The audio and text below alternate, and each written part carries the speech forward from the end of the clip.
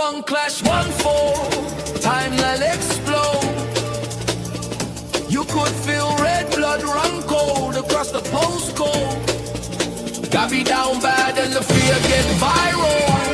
Fans screaming season done like a survival spiral. But breathe, my brother, fear don't leave. North London Warriors built from a stronger queen. Arteta armor defense like granite. We don't melt, this ain't that planet. No panic in the streets of North London. Even when that moment make red blood run cold, we stand strong. Fear fades quick when the baseline rolls. Cannon on the chest, never lose control.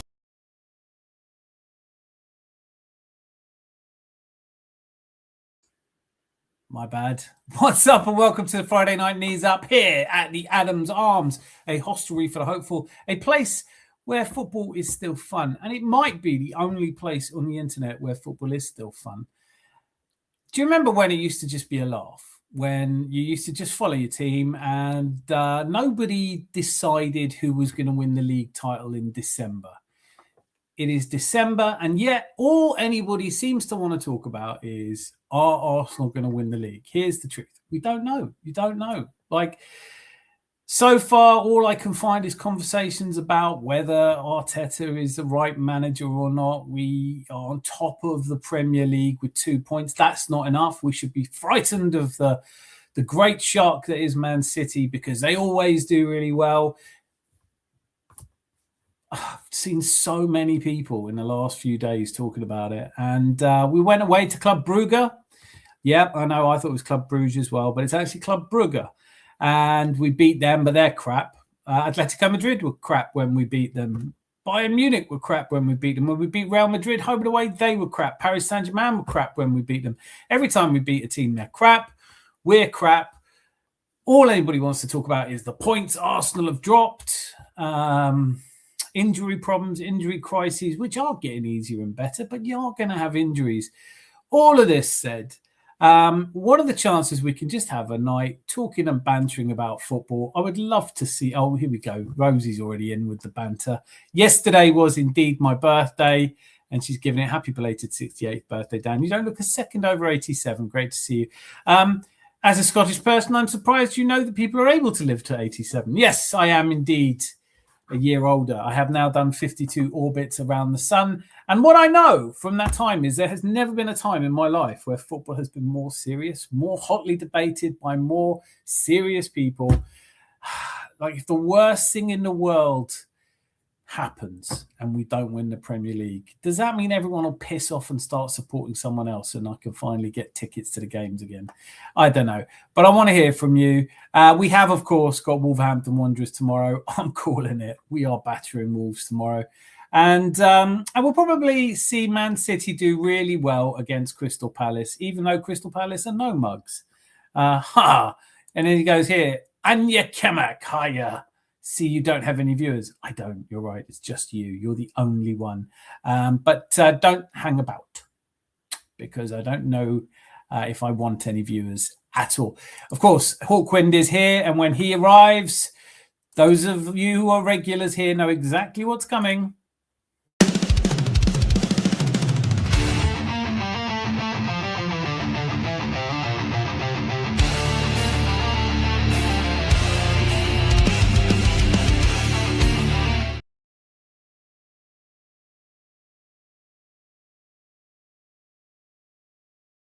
Gremlin's an assistant today. I don't know if it's just me, but is the music playing when I do that? I might have to shut everything down and start again.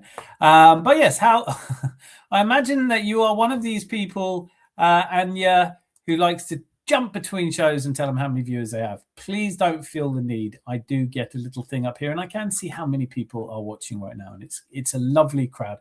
And in this place, it is far more about the quality than the quantity. But Hawkwind says, happy Friday, Geezer. Good evening, peeps. Hawk, you are the geezer. And Zanzi Barbarian, formerly Zanzi, previously Zanzi Barbarian. Anyway, evening, landlord. I'll have pint of how many goals tomorrow night and by a packet of probably 2-0 up by 8:10. Could be one of those ones. It could take us 20 or 30 minutes to score a goal. I don't care. We are winning. We will win against Wolves. Then the more than tricky match against Everton. So here's the prediction, because that's what everybody's doing at the moment. They're predicting what's going to happen months from now and describing it as facts. I'm not going to do that. But I am going to say that when we go to Everton, it'll probably be a draw. So tomorrow we'll handsomely beat Wolves. Everyone will say it was a statement victory, as if statement victories count for 4 points. And then we'll go away to Everton and probably draw, and everyone will say it's over again, and the City fans will be in full voice. Unless, of course, they lose to Palace, which is not inconceivable to me. Happy belated 68th birthday. More than made up for by the super sticker. Thank you, Rosie. You're an absolute legend. 52 orbits, a mere whip of a lad. Bruh, what is this layout? This layout, you are on the handheld device layout. So that unlike those watching on the platform, watching it on their computers or televisions, you only have one hand free. You need to pre-order any birthday cards over 35 in Glasgow. Did the music play? Can someone just tell me? Because I couldn't hear it, and I don't know what I've done, StreamYard. But as a birthday present, I was given an amazing microphone. So as of tomorrow, there'll probably be a show tomorrow night or Sunday, and I will be testing out the new microphone, which means you get better audio quality. So thank you for indulging me. Do you know, it's almost a year since last year's live started. It was slightly more than a year, and there's lots of lives coming up on the Adams Arms. I'm going to post a link in case anyone wants to join me. I want to keep it lighthearted though. Can we please not bitch about anything, right? Just for a bit, as Arsenal fans, can we just imagine, for the sake of our sanity, that we're top of the league, that we've played 6, won 6 in Europe, conceded only 1 goal to the mighty Bayern München, and that we've qualified without question now for the next round, finish in the top 2 places, and you play your second legs at home, although we didn't last season and we still managed to beat Real Madrid. Don't know how much of an advantage it is. But that is at stake. I think we are going to finish in the top 2. We've got Inter and High Karate to play. I don't know what they're really called or where they're from, and don't care. Look at this. Jose BX Gunner 8129, as if there could possibly be 8,128 previous BX Gunners. There is but one. Hawkwind, are you well, sir? Hawkwind with the power salute, and young fella, me lad. And you are the fam. Okay, I just start calling people fam. Look at that. Where's Malia? We missed Malia. All good, Zanzi. Music played, but then you were muted for 5 seconds after. Yep. Well, at least the music played. I couldn't hear it. That's a shame. Chris is here. Did I miss him? What did I say? Hey! It was you that talked about the layout. One hand free and all that. Hawkwind, are you well, sir? Young fellow, me lad. This is good. This is like people walking into a pub that's just opened. I was kind of half thinking maybe not do a show tonight because it's been a long day at work, and probably do a show tomorrow after the football. It'll be therapy if we need it, or it'll be just good old-fashioned poor old Wolves. Are they going to accumulate the 15 points needed to not be the worst team in Premier League history? Right, Hawkwind, yeah, played. And Nick Fadley, I clicked the like and I liked it. Then he clicked it again. If you are clicking like, please just click it the once, all right? Don't smash it. Oi, Razor, glad to see you on this Friday night watching the show on my TV. You want some Tecnologia de Provieta. It is amazing what is possible, even in Bristol. Everyone's saying hi to each other. Let's get the drinks in. I'm so glad you did the show. Don't listen to the haters. Rosie, I would never. I don't listen to anyone. Although I have been, like, genuinely, I have been really. Can we make an agreement? Like, football, whatever happened to just going and watch? I mean, look, let me put it this way. Anthony dipped in sherbet, Herbert, Weirs, big arms, blue Savannah eyes, Earth, Ernie Vader, Gert Lush. He watches Bristol City. People go to matches like Bristol City just to have a good laugh. Was a time where working people worked drudgery-driven jobs that killed them as younger than they should have done, without much to look forward to in the ways of holidays or expensive gadgets. And they just worked really hard. And on a Saturday at 3:00 was their release. And it wasn't all about silverware or is Gyökeres a waste of money and all that. It was just a way to shout and bond and join in and have fun. And yes, it mattered if you won or not. Of course it matters. No one wants to see their team lose. But I honestly don't know how everyone can be so infatuated with discussing things that are still months away. People genuinely want to know if Arsenal are going to win the league. Just chill out. You'll find out come end of April or May. You'll find out. And then the big talking point, and I didn't think would be a talking point. I genuinely am very naive. And I think to myself, if you're top of the Premier League, even if it's just by 2 points, by the way, I mean, like the idea that being top of the table by 2 points is a problem, that, Man City are clawing back at us. Good. Well, they've lost 4 games this season. Well, they're not going to lose any more games.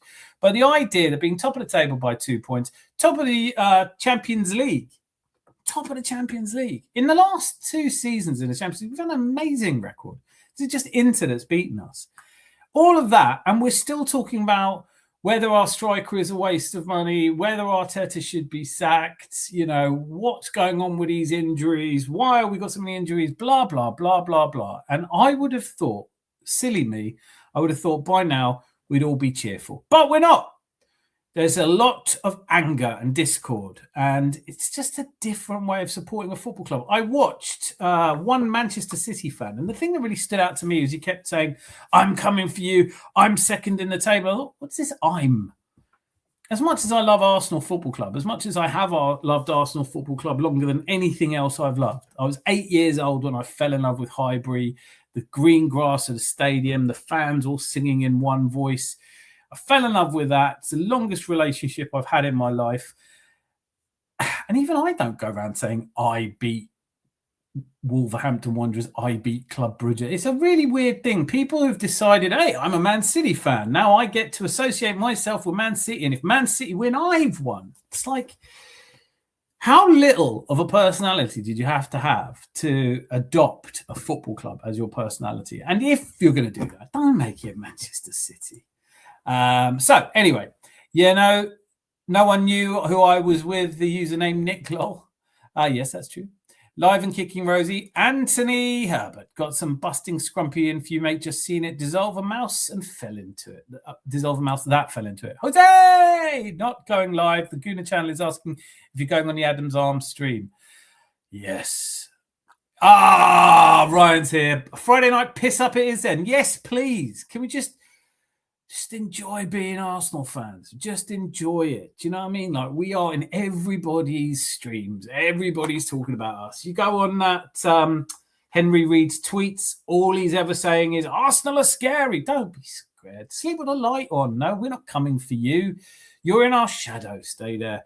And, every podcast talks about whether we're going to win the league or not. Can everyone just wait and see? I'm confident.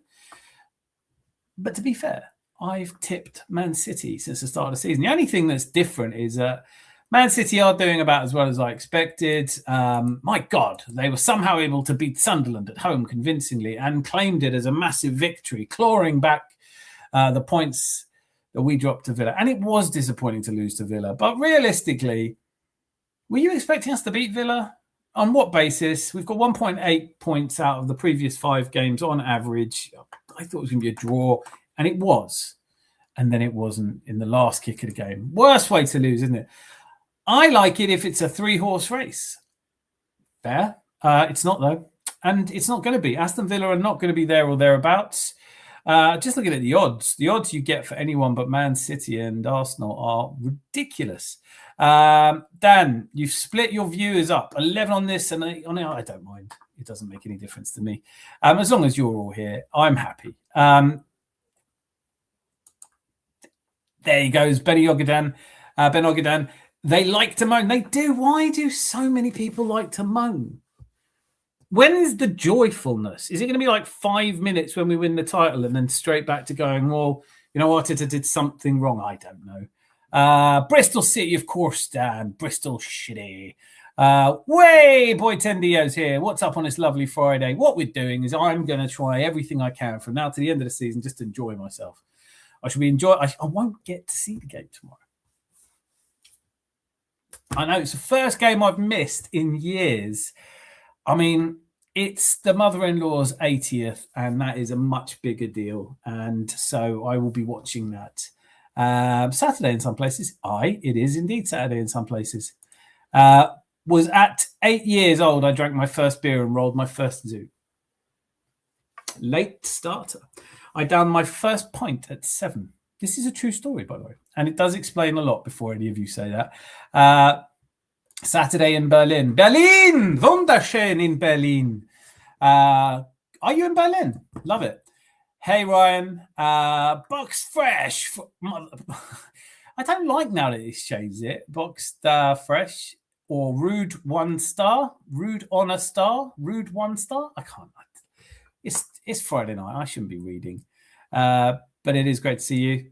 Happy belated birthday, Dan. Hope you had a good one. Thank you so much, Ryan. I did. I had a really good one. It was fantastic food, fantastic company, a little bit of Kraken rum, which I've never had before, but can strongly recommend. Perhaps if anyone from Kraken rum is watching, perhaps you might consider sponsoring me. And my sister, glad to be with you.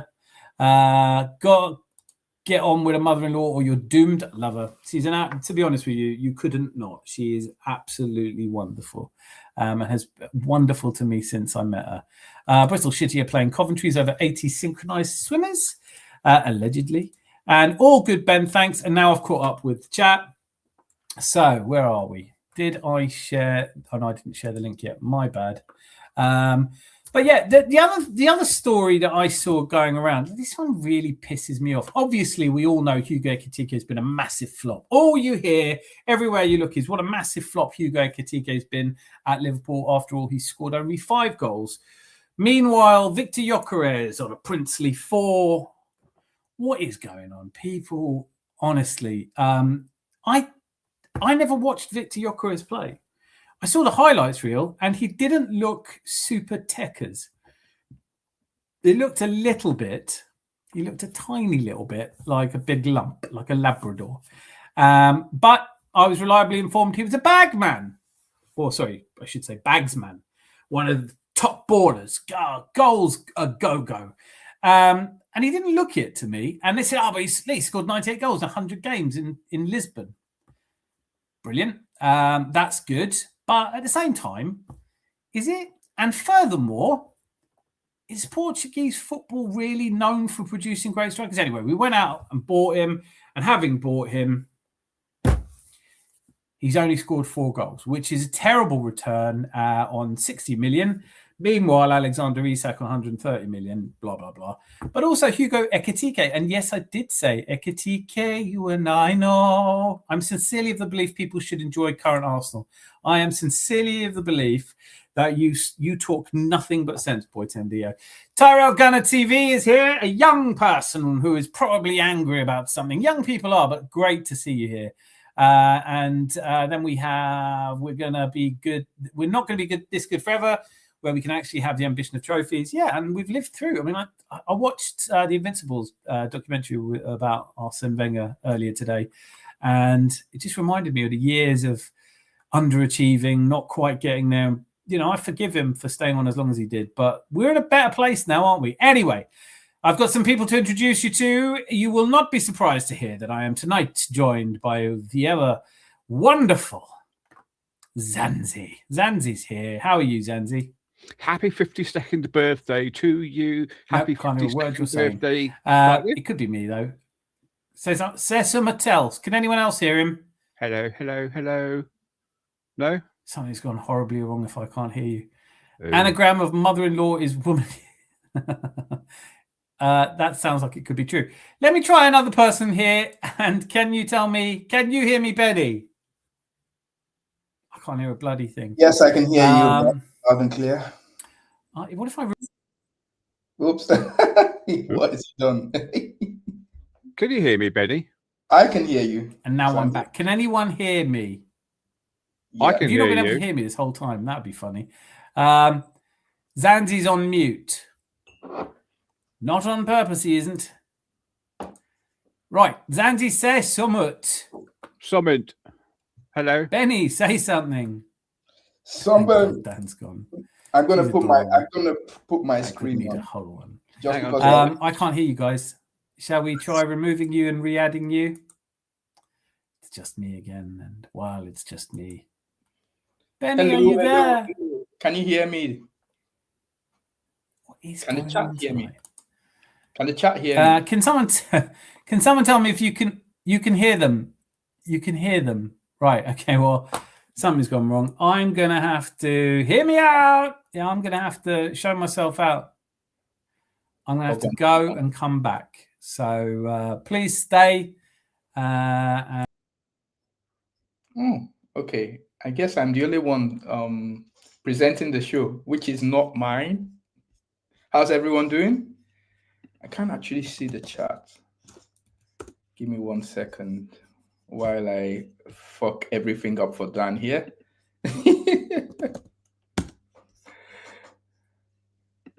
Oh, yes, Andy. Yeah. Hello. You can hear me there, can't you? Yeah. I was at some point. I was running the show. Actually. Why is that? What have I done wrong? Can you hear me, Dan? Is your speaker on? Sometimes your speaker settings might not be. That's weird, isn't it? I can hear you flash. You're flashing, and I'm flashing, so we can hear each other. Can people in chat hear us? I think they can. Yeah. Maybe speakers. Yeah. Benny, say something. I can see you're speaking. Say something. I can hear you speaking. Oh, I can't hear it. This is my bad, my fault. Sorry. Hang on. Let me see. I'll do everything I can. Settings, audio.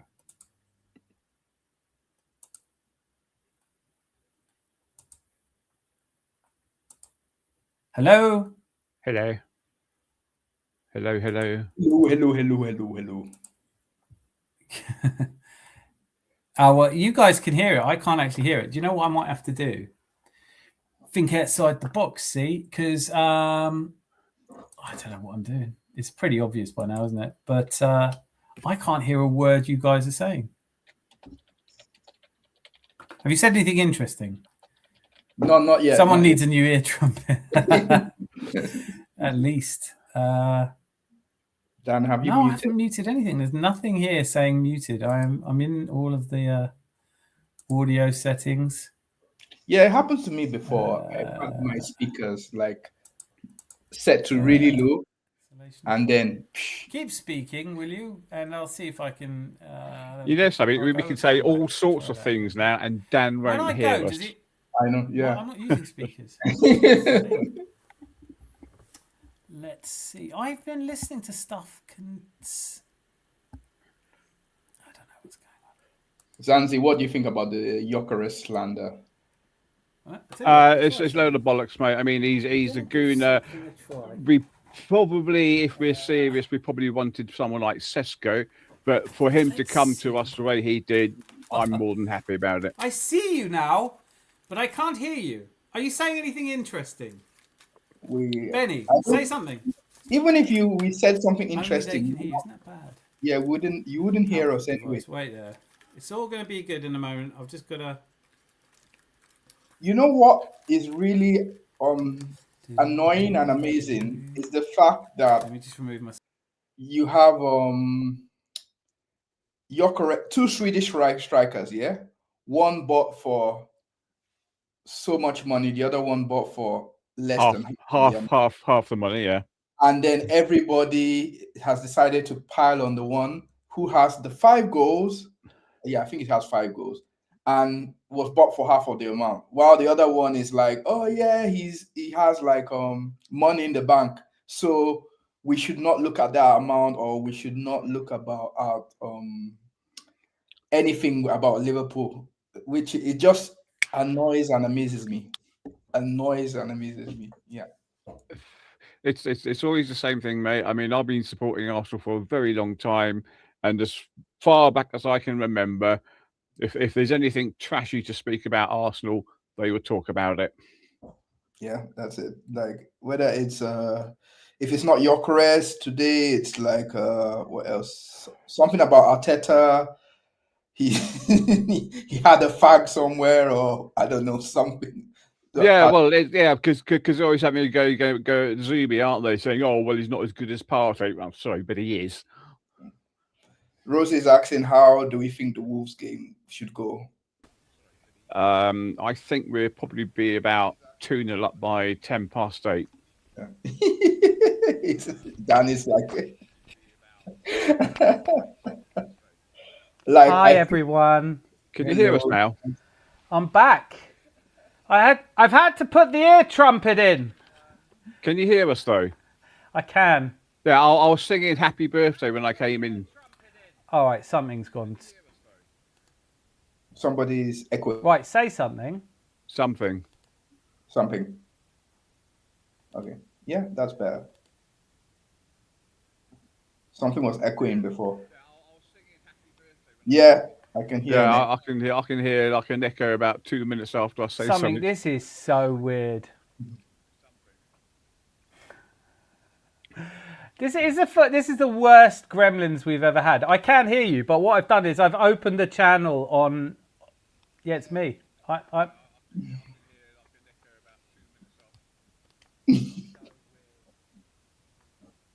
don't know how to do anything about it. Sadly,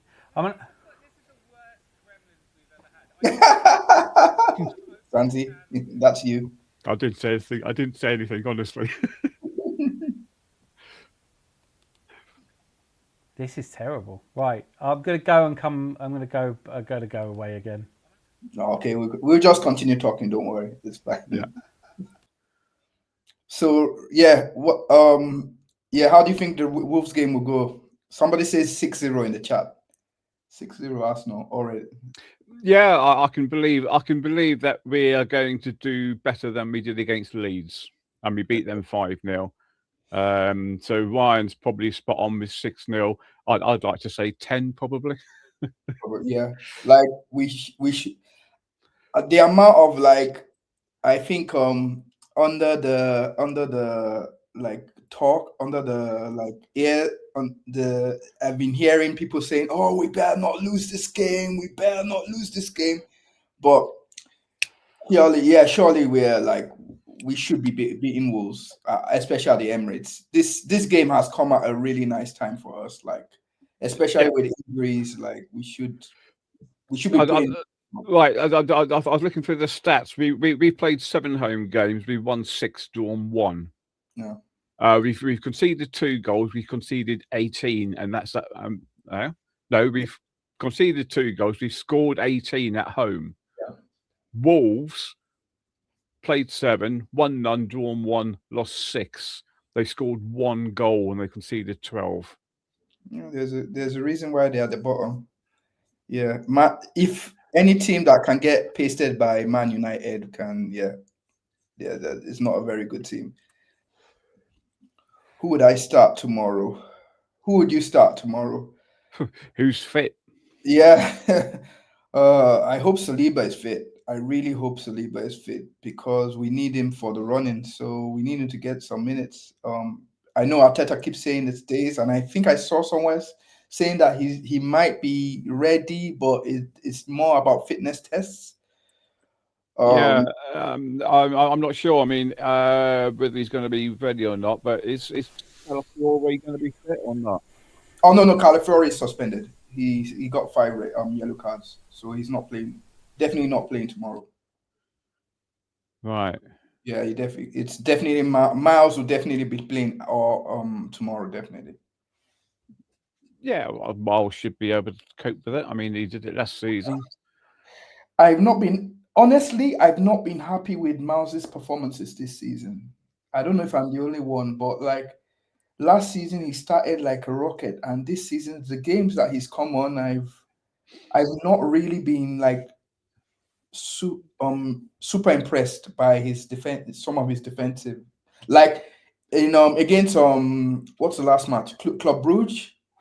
He got like run ragged by that really quick guy they had on the right. He almost got taken to the cleaners so many times. And I don't know what's maybe it's like he needs to have like an extended run of games but it feels like it's a different Miles from last season to this season. Yeah, he's looked quite good when he's coming into midfield because he set up that goal for Martinelli really nicely, didn't he? Yeah. So maybe, I don't think he ever will do, but maybe Arteta will go for a back three against Wolves. Oh, back three, that would be something. A back three, wow.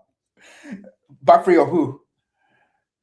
It's going to be Nkapia, Timber, and Benny Blanco. Yeah. Ben has done well. And then he puts Miles at the wing back or something like that, yeah? MLS as a wing back. He might even put Madueke on. Madueke's goal. I don't think anyone expected that on Wednesday. Oh my God, that was. I mean, I watched the goal the first time, and I was looking at that, and I'm thinking, did it actually go in the net? And the players are running off and thinking, "Oh, it must have gone into the net." I said, "Well, that was a cracking bloody shot, wasn't it?" I don't think anybody in the chat was expecting that. That was a goal and a half. Oh my God. I've never actually when he's like going with the ball, I'm like, oh, okay, it's Madrid. He's gonna dribble and then maybe lose it. But he popped it, and I was like, and then after that moment, it's like he couldn't do anything wrong. I know he worked the keeper after, then he scored the goal, but and then after that moment, he's yeah. I can hear you. Yay! Can you hear us without the echo? Ooh, I've turned the echo off. It's all slick here. Don't worry. Sorry, you were talking football. I'll shut up. So Dan, I'll read the bunny men, and you'll echo, are you? That joke is not only way over everybody under 40's head, but even though it isn't, it's just yes. If you want to be the bunny men, there's something saucy about that. Were we talking about MLS? Where? Bring me up to speed. So I was saying, because somebody Rosie was asking us about the preferred 11 in the chat, and for some reason MLS came up because Calafiori is not starting. He's banned, isn't he? Yeah. And MLS, unfortunately, every time he's coming, he just hasn't been the same as what he was last season. On Tuesday, on Wednesday, he didn't have a good game against their right winger. He absolutely tore him to shreds at some point in the match. I don't know what you think. Well, I totally get your point. It's like ever since pre-season, Miles hasn't looked himself. I think we all know it's not his long-term position, but I think the thing is, at the moment, like with the World Cup coming up, he was nailed on to be a left back starting for England, and now he might not even get that position, certainly if he's not playing. I've never really felt truly comfortable with either Calafiori or Miles Lewis-Skelly as left back, but I think as time goes on, I am grudgingly saying, look, Calafiori hasn't really put a foot wrong. He's mobile, he gets up and down. I think it's horses for courses, different games for different players. I want to see Miles Lewis-Skelly start against Wolves because, come on, all of this talk about who's going to play in the back four or whatever, it really doesn't matter. We've got to be... oh, look, we've got someone else joining. It's an Everton fan. Be nice to him. What? Where's the moustache? What have you done to the moustache? Saved it off. Well, well, that's good news, because for a moment I was, oh God, I hope he's not ill or something. But I figured you'd shaved it off. So am I kind of on the same track as everyone else with Miles Lewis-Skelly? We haven't seen him play as well as he did, but it was a sensational season for him last season, wasn't it? I mean, did you expect that from him at left back? Last season, no, not really. No. So I'll go through some of the comments. Still learning this left back position, is having a couple of teething problems. No. Oh, it's gone off again. I am new. Zanzi. I elect the new host, Zanzi. Yeah, I'd like I that. know. Oh. Hi, hello, Ryan. Okay, Jerry, no, how are he's you, back. mate? He's back now. He's back. Oh no, he's frozen. No, that's just what I look like. It's one of those days, isn't it? It's the gremlins in the system. But yeah, so I'll read out some comments. Oh look, we've got a £2 super sticker from Anthony Earth Vader. Hear me out. Thank you so much, Chris Antonio. At least Damon will be getting his new PlayStation at Christmas. That's mad, isn't he? 15. He's going to be playing PlayStation. He's on it. Yeah, he's also injured. He's also injured. 2 months. 2 Yeah. months. It's just because he's at Arsenal. Dan's buggered off to listen to the Archers. I remember what George Graham used to say to the team, Zanzi. I'm saying 6-0 Arsenal. I'm not. I'm saying 4-0. Dan, you look ridiculous. This from... Yes, I do. You're right. Bruno Fernandes. Yeah, no, I'm climbing up the FPL table. I'm looking forward to showing some league tables. Has your PC switched to the other monitor, Dan? My PV has done that before, and I've had to switch the speaker's background via settings. Yeah, so I think it's all right now. Can you all hear me okay? Yeah. Yeah. Would have been a good time to say no. Wolves have just given up, in my opinion. Yeah, they looked pretty poor against Man United. Worst team in the Premier League. We've got you lot next, Jerry, after this. You do us a favour? You don't want to see City win another one, do you? No. You at least beat Chelsea. You're playing Chelsea next, aren't you? On Saturday. Yeah. Please beat Chelsea, please. We'll try. Why do you care about Chelsea, Ben? No, because they went on like they won the league once they had that draw. They like, didn't you not hear them? They were like, oh my God, we drew against Arsenal. We've now won the league. Wow. I think you're in danger. I mean, I don't know if this is true. Correct me if I'm wrong. But if you've started listening to Chelsea fans, I really don't think you should. Well, to be fair, I'm in Berlin. I live in Berlin, and I have quite a few of them around me. So Really? Has Berlin got a lot of Chelsea fans? Not just the part I'm in. Just the part I'm in, not the whole of. Move at once. I love this. Dan's got with Cole's here. Coles. Everyone's getting in on the. Oh, look at this. Can I just hijack the conversation? I do want to talk about this, right? Victor Gyökeres is shit. He's rubbish. We've done 60 million in cold blood. We'll never get our money back on him. Yes, he scored more goals than Alexander Isak, but he's terrible. Can I go around and get your thoughts? Actually, I want to start. Jerry, you're a neutral or an Everton fan, so I know football's not something you know much about. But what do you think of Victor Gyökeres? Would he fit in? I know you're missing Calvert-Lewin now. That Leeds have got him. I'm happy. First of all, I'm happy he's got him. He's useless for us at the end of the season.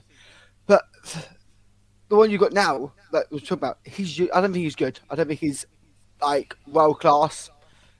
It's not as good as he used to be, in my opinion. Yeah, when he played for Brighton. About? Yeah. All right. Yeah. So Zanzi, please elucidate the Gyökeres discussion with your insights. He's the gooner, so I'm not going to knock him. But that being said, he's probably not hit what we were expecting him to hit. The goal, the net. The net, yeah. I tell you what, I'm more worried about. He's not even missing chances. Like when you watch Club Brugge, we played Club Brugge on midweek. I don't know if any of you watched the match. It was a dead rubber anyway, but I enjoyed it. Noni Madueke, where's your petition now? But you could easily have forgotten that Victor Gyökeres was on that pitch, couldn't you? Yeah, apart from the fact that he was dragging defenders away from other players. I'm not having that. Come on, man. Like, don't spend 60 million on a quid to drag people around. We'd play Anthony if it was for that, wouldn't we? We'd stick Earth Vader out there. No, I'm being a bit facetious, but this is every week it's interesting to me to see who is the problem now. We're top of the table. There's only one team that scored more goals than us. We spent half as much on Gyökeres as Liverpool did on Isak. No one's talking about what a flop Isak is. What about Marmoush? He hasn't scored many goals either. He cost more money, and Ekitike cost more money, and yet we're all having a conversation about how crap Victor Gyökeres is. It doesn't make a lot of sense to me. The correct answer was for Tamada. Just saying. He scored 5 goals.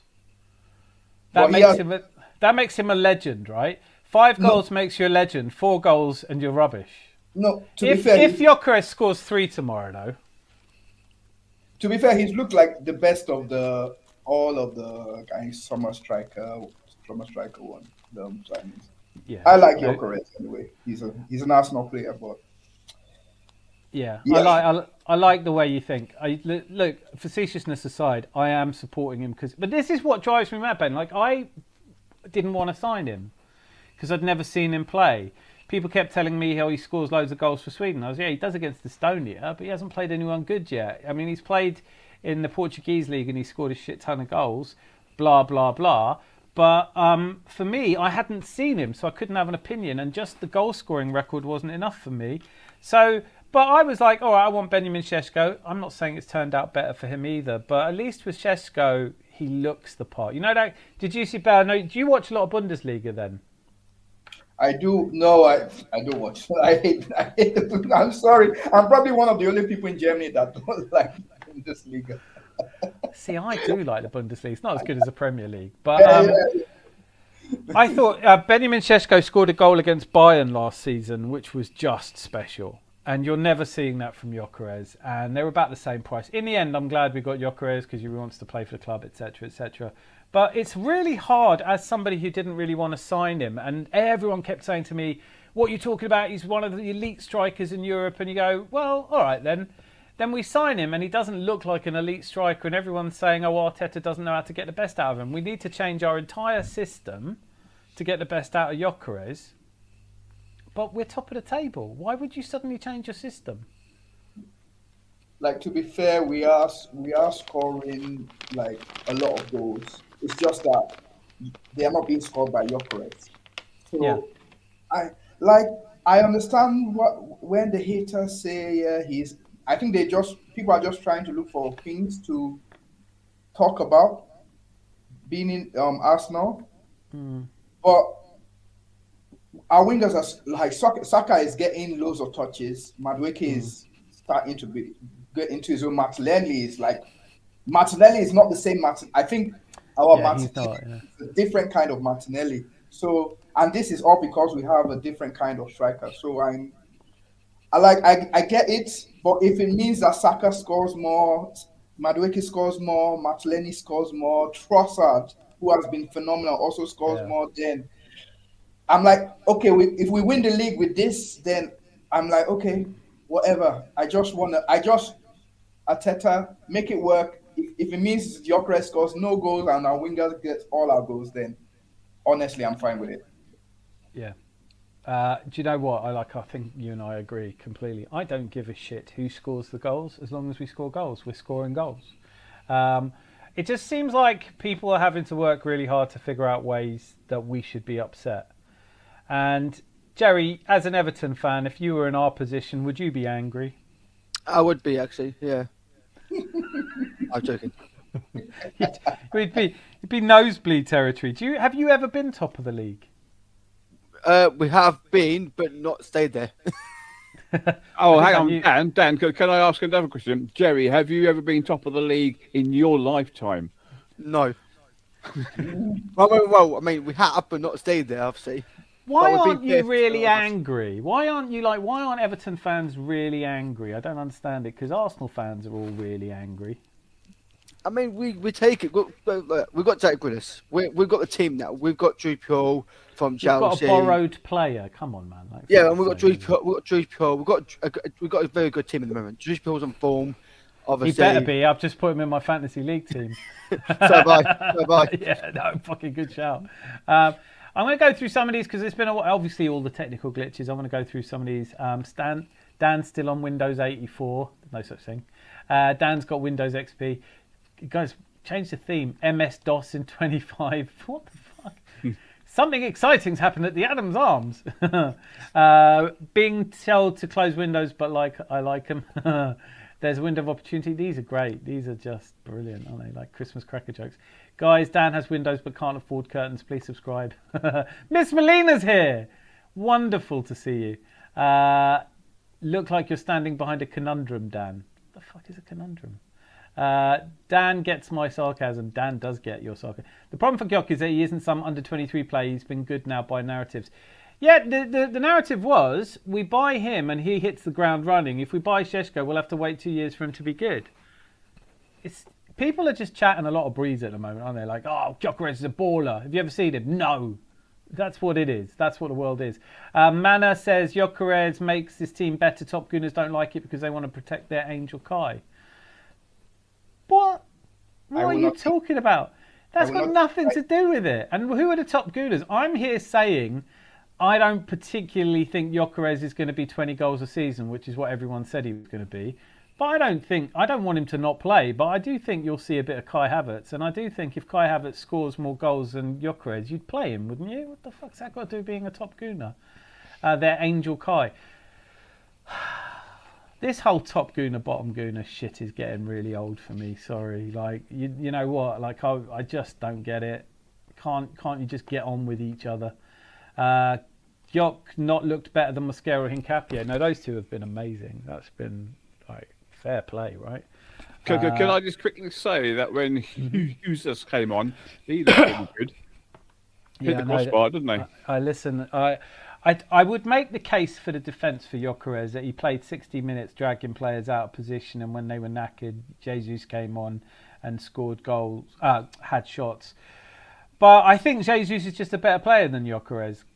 That's my view. I'm here to be disagreed with. But here, this one, Mana 10906. Šeško's a basketball player. His highlight reel is just jumping. Go and watch it again. Go and watch the goal against Bayern. Just do that. Instead of peppering me with comments about top Gunners, just go and watch him. Or watch anything. Dan, roll me one. I'm back on the cigarettes just before Christmas, in case anyone wants to know. I've been watching a lot of Lee Gunner, and he smokes, and he's got a massive fan base. So, anyway. Charles is here. Dan, not specifically you, but in general, what causes AFC fans more PTSD? Man City chasing or injuries derailing us again, even after Berta provided the solution in summer? We're all getting worried about injuries because we're worried that things are going to go wrong. But nothing's gone wrong yet. Like, do you know what I mean? We didn't lose the Villa game because of the back four. We just didn't score the second goal we needed to. We went to Club Brugge.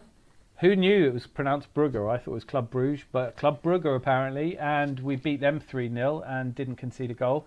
So I don't know. I don't get any PTSD from Man City. I think a lot of the problem is people look to the past to predict the future. So they say, well, Arsenal can't win because they didn't win it last season. And you think, well, that isn't quite how it works. I'd be more frightened of Man City if they were more frightening. They've lost 4 times. They lost at home to Tottenham, away to Brighton. They lost away to Villa, and no one's talking about it. You know, like, we lose away to Villa, and it's like, well, champions don't lose away to Villa. I guess Villa are winning the league then this season. It's very likely the team will look better with Havertz. Have to remember there is an Eze and a Madueke to play around with this season too. Diamond might be injured for 2 months, but Mummy took him to see Santa Claus. I'm not coping whatsoever. Gyökeres ain't it. Got Thierry Henry there, a sap to train him. Oh, imagine. I don't think you can train Gyökeres. I think what he's missing is just by 27, if you don't have what he's missing, I think you're not going to have it. Jesus is a different profile of striker than Gyökeres, though. I agree with you, Dan. Yeah, he's totally different. And this was a comment that I've seen quite a lot today, which is people saying, why can't Arteta get the most out of Lacazette or Aubameyang or any of the strikers we've had? And then I think, is there anything that Arteta does right? Is anything that he does please people? Because like, I don't know. He must have. I just don't know why everyone hates him so much. I've said since Madueke joined Arsenal that I'm a huge fan of him. Give him the space and he'll fly. Very few convinced he was a steal for you guys. I think he's a bit of an oddball, but I really like that goal he scored. The second goal he scored was probably a goal you'd expect Gyökeres to score. I've forgotten. I'd love Noni Madueke to be our player of the season just because of the pricks who wrote that petition. Anyone have any thoughts on that before we move on? No, I mean, I was talking to, I can't remember his name, who's in the top left. Yeah. There, like in the top left here. Yeah. Oh, Zanzi. I'm so sorry, Ben. Yes. Ben, sorry, yeah. We were talking about that. Yeah, you were here on your own together. It never even, do you know what I mean? Like, it's just, you can't take Uncle Zanzi anywhere, can you? Fucking hell. And that's Jerry down there. I know Jerry, yeah, apart from the fact he's lost his caterpillar.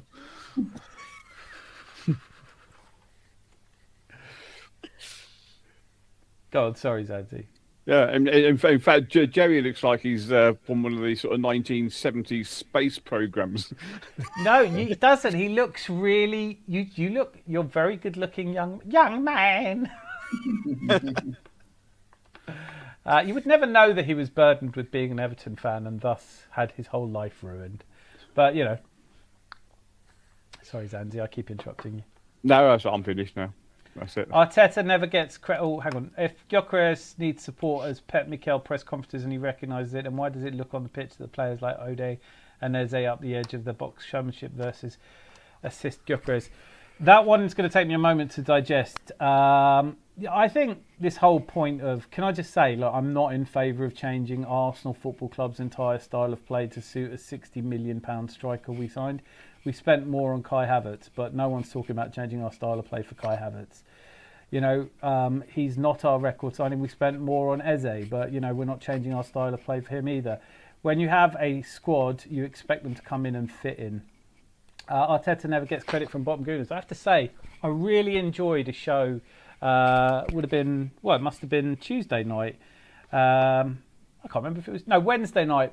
DJB Huddle, him and Normski were talking, but they were going in on Arteta again. And I was just like, why are we still, as a fan base, having this stupid conversation about whether we're going to sack Arteta in May? Just wait till May.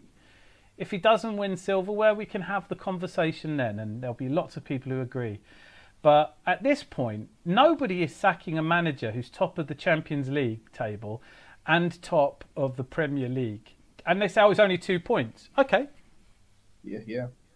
2 points. It's only 2 points. Right, but are we saying Man City don't want the 2 points? Like, wouldn't they rather be 2 points ahead of us? No, apparently not. Apparently they're the great white shark hunting us down from 2 points behind, having lost 4 games already this season. Another £2 from Earth Vader for a new lighter. I'm a charity case. I love it. Very fuddled. They told me they had eaten that hard food with the starch. Why can't my collar fold after being starched? Yeah, there's some comments today that I just don't get. Please start again. Anyway, so what's the mood? I mean, obviously Everton, the mood is fantastic because you survived another year. Benny, what do you reckon? How are you feeling? What's your overall? You happy with the season? Unhappy with the season? I mean, I'm buzzing. We're above Liverpool at the moment, and I'm hoping it stays like that. Obviously for Arsenal fans as well. You asked to obviously stay above Liverpool. And then we're fifth. We chose Chelsea, but we drew a game. So I'm hoping we do beat Chelsea and stay fifth, back to fifth again. David Moyes the hero, huh? Yep. David Moyes the Moyes-sire. Yep. You can have that one. Yep. Let's have him back. Yeah, totally. The only person who'd take the job, apparently. Is that true? Yeah. No one else would do it.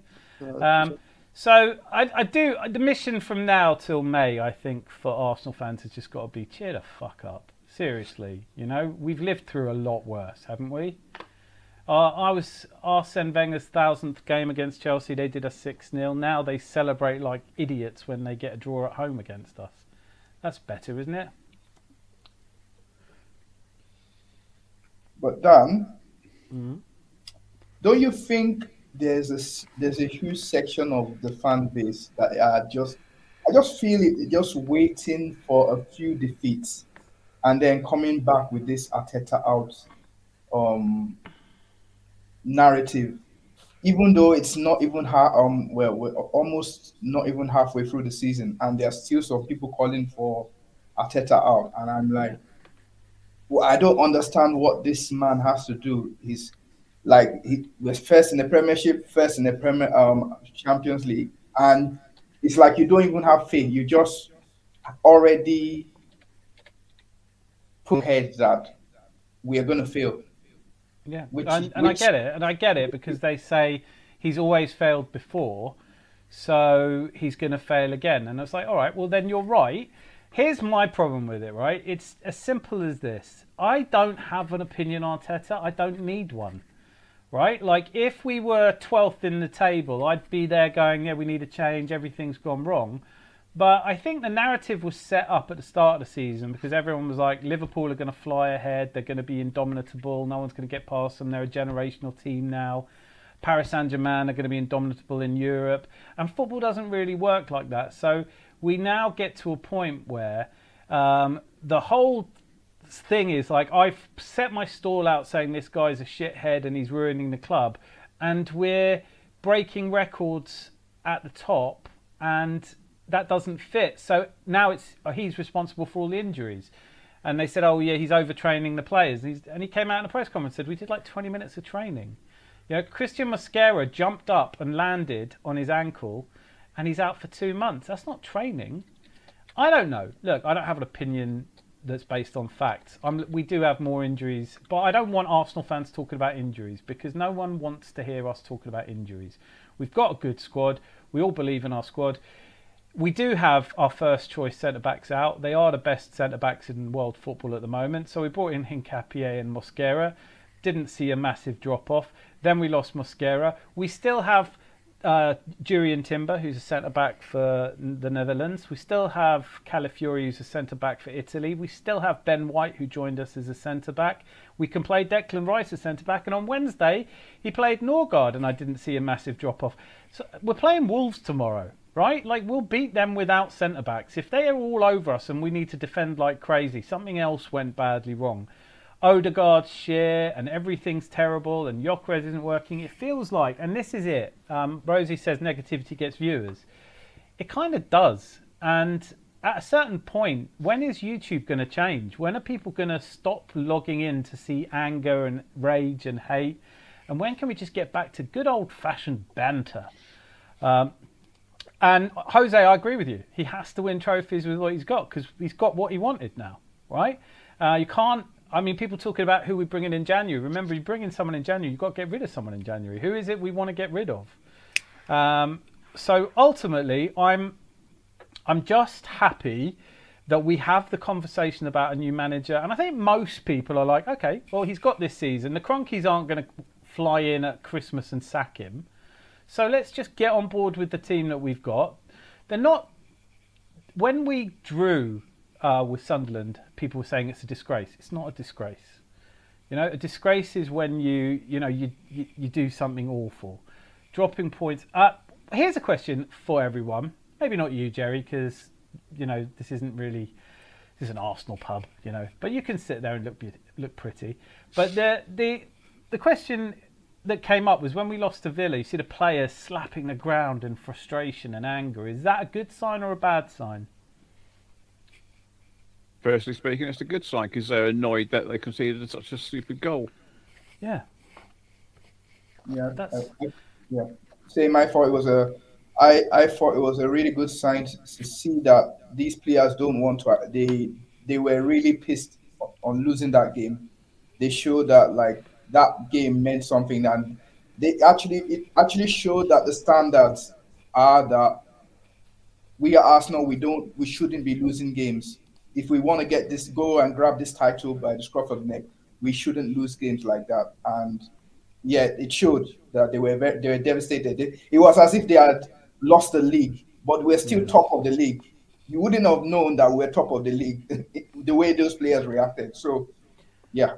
Credit to It them. felt, yeah, exactly that. It felt like it was one of those ones where something really serious had happened. But in the end, I saw it as a point dropped, not 3 points dropped. I never thought that we should expect to get 3 points at Villa. They only conceded 5 goals before we went up there, 3 of them in the same game. They beat City. I don't remember anyone having a meltdown when City lost away to Villa or away to Brighton or at home to Tottenham. What's the other game they lost? They've lost 4 games this season, for God's sakes. Gary's here. Is this the complaint department? The bread for the sausage sandwich at the Emirates is hard. I broke a tooth when I bit it. Who's paying my dental bill? Probably you, Gary. You're probably going to be paying that one. I hope that's put you off the sausage sandwiches. The food at the Emirates is not great. Marley Salmon. There's another one. How good did he look? Seriously? What's he, 9? He's like 8 or something, isn't he? 16. Oh, it's young. ridiculous. The good thing about Marley Salmon is that when he came on, I didn't notice that he had come on because it didn't change the way our back four played. No, nothing seems to change the way our back four plays. I know Club Brugge, everyone's saying they're crap, but what are we supposed to do? Should we just go down to 9 men and play an even game or something? Or do you just go away in Europe, get another 3 points, qualify? We're qualified for the next stage. Real Madrid haven't. People need to stop complaining. I like this comment, by the way. Where is it gone? Oh, I've lost it. I think Jose, yeah. So he's got to win trophies with what he's got. And I've got to go through some of these comments. Rosie with another 99p super sticker. That buys you a lot of love, Rosie. You're already my favourite. I'm well, Rosie. How are you? And then, so do people want players smiling and happy after a loss? Thank you. Yeah, I thought it was a really weird... Every time I tune in, I saw this guy, Valletta, turning on Egal. Well, you know, Egal's a like it or leave it kind of person anyway. But he was going, I'm behind you. I'm only 2 points behind you. I'm catching you. And I just thought that's such a weird way of putting it. You're not. The team you decided to support arbitrarily from wherever you are, they're winning. Like, people do this. They attach themselves. It's like if I suddenly went, who's my Spanish team? Oh, Barcelona. I'm amazing at football. Do you know what I mean? There's no barrier to entry to being a fan. I wish you could just be kicked out. I'd love to send Lee Gunner off to Real Madrid. Right, so where was it though? There we go. I agree with you. I do box fresh. Arteta ain't going nowhere regardless. I don't know, man. I don't know. If it all goes horribly wrong this season, he'll go. The Millet said, I saw the Irish Fruit Loop smash his lamp up when Villa scored. So sad watching a grown person doing that. Who is that? Who's the Irish Fruit Loop? Who does that as well? When I used to play poker for a living, I had lots of friends that used to smash their computer when they lost. And you go like, but that's... If you've just lost £1,000 in a hand, why would you want to break a computer that cost you about the same amount of money? It doesn't make any sense. It's different. We have square sausage in Scotland, Gary. Sandwiches can be on hard or soft bread, and rolls can be hard or soft. I love hard rolls. Thank you so much. We'll keep you updated on that if Rosie changes her mind. No one was saying Brugge were crap before the game. Not from the Gluminati. No, a lot of people were saying we were going to struggle because we had so many injuries. And then we go over there. I mean, look at the cartwheels people are having to do about Noni Madueke. Yeah, I mean, it was a good goal, but he was lucky. Like, that was a fucking brilliant brace. He scored 2 goals. The only thing about...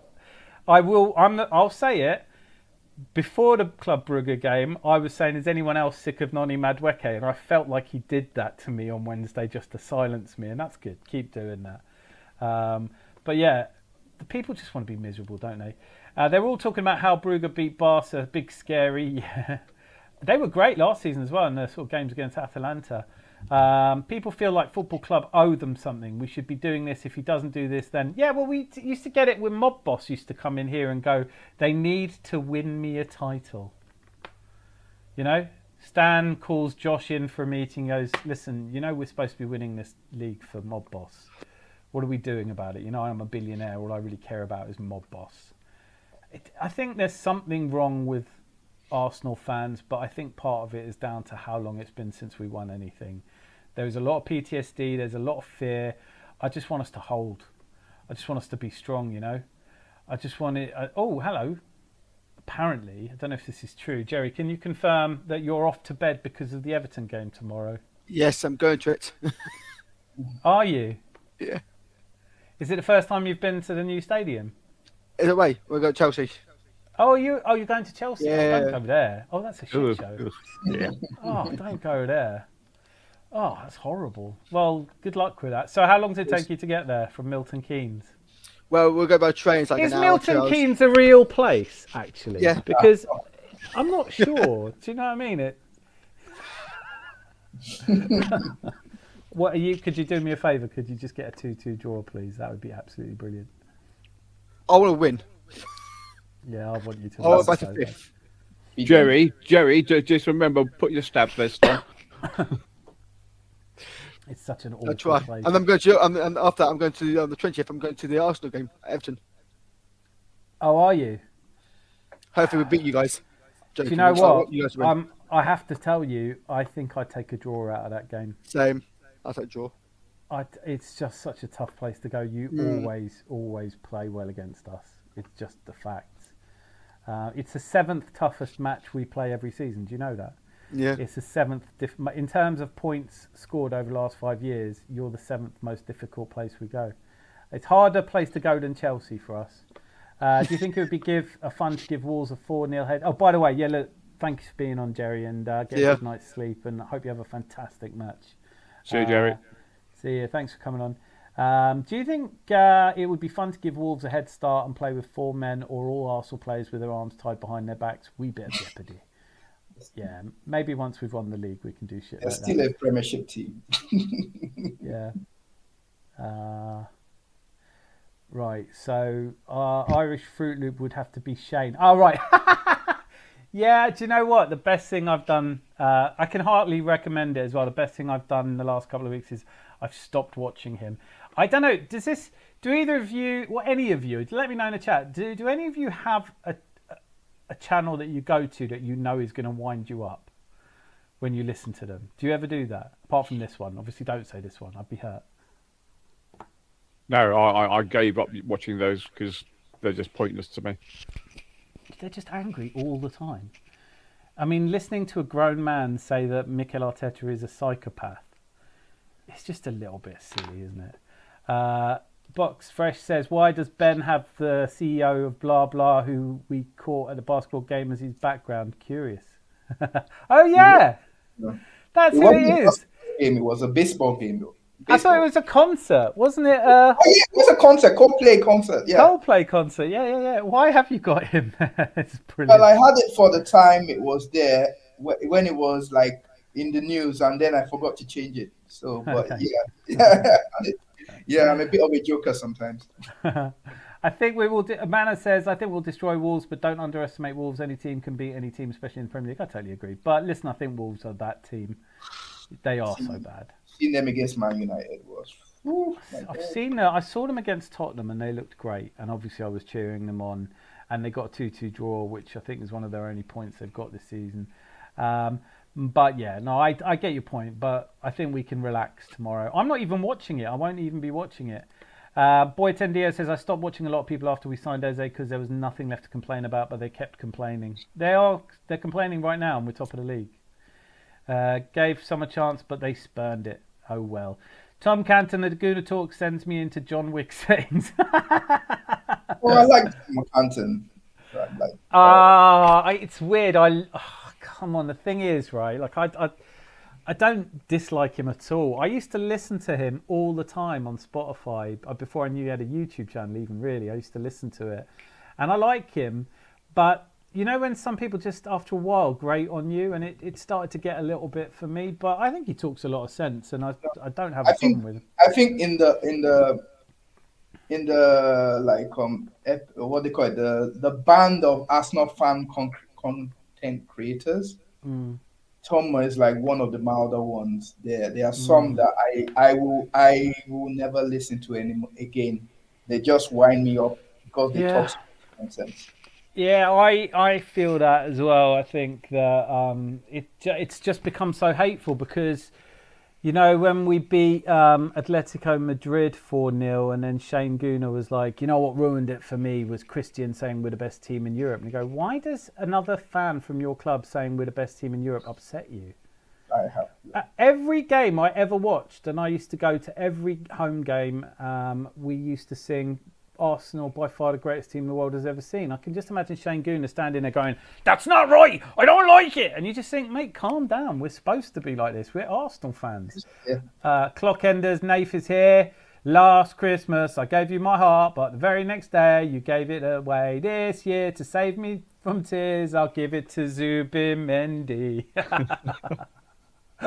Love it. Keep them coming. I don't go anywhere near channels. I know, Rosie, you're very much more the sensible one. I don't go anywhere near channels like that. 2 to 3 seconds and I've made my mind up on a channel. And I get that. Gary's off. He's off to movie night with the boss. I hope you have a great movie night and let me know what you watched. Jordan's here. You will never walk alone unless you're Arnie Slot. Shane would get triggered by a classic Arsenal song, but that is indeed correct. I don't think they'd let him in the stadium, to be honest with you. I can't stand the far right or the far left channels. I like good balance of praise and criticism on. Do you know what, Jose? I think that's how I feel. I don't, because DJB, I really like DJB's content. Because he's kind of my age, and I think he's funny. But then he gets really on one because he's always saying about how many people are protecting Arteta, and I don't really see that. I don't see anyone protecting Arteta. I just see being criticised far more than anyone else that's top of the league. I don't mind if people have a criticism of Arteta, and I'll listen to it. But I just think, do we have to talk about it now? Is this the right time to talk about it? And then a lot of Gluminati would. I have to admit, I'm Arteta out, but I can't anymore watch Lee and them except one channel. He's chill. But I want to see both sides of the argument, not AFTV, that's clickbait. AFTV's corporate now, isn't it? AFTV it's not what it was. It just isn't. You know, I mean, it had its moment for me. I think there's a lot. I like Lee Judges, but I mean, come on. I do like Robbie. I still like Robbie when he gives his analysis. Yeah. I do like some of the guys on there. I can't stand them, but I understand why Robbie's taking the channel where it's been gone to. Mate, he's turned it into an empire. Yeah. And you have to respect that. And it's it was. I am, and I know not everyone is, and it's contentious for me to come out and say it. I really admire Robbie Lyle and his brother. I think they are really intelligent, interesting, hearts in the right place. I think that, the channel's gotten to a stage where there's all politics and shit like that. And, people do well and then they want to branch off. James B and Turkish and DT and Troops have all done well out of exposure, including Lee Gunner. And that's brilliant. But where the platform is now, I'm sure I'm not the only one who doesn't watch a lot of AFTV. Yeah, same. I used to love AFT when it started. Yeah. Even during the pandemic, but now it's some of the shows I do watch, but I think some of the shows on DR Sports I kind of also watch those as well, but I'm not an avid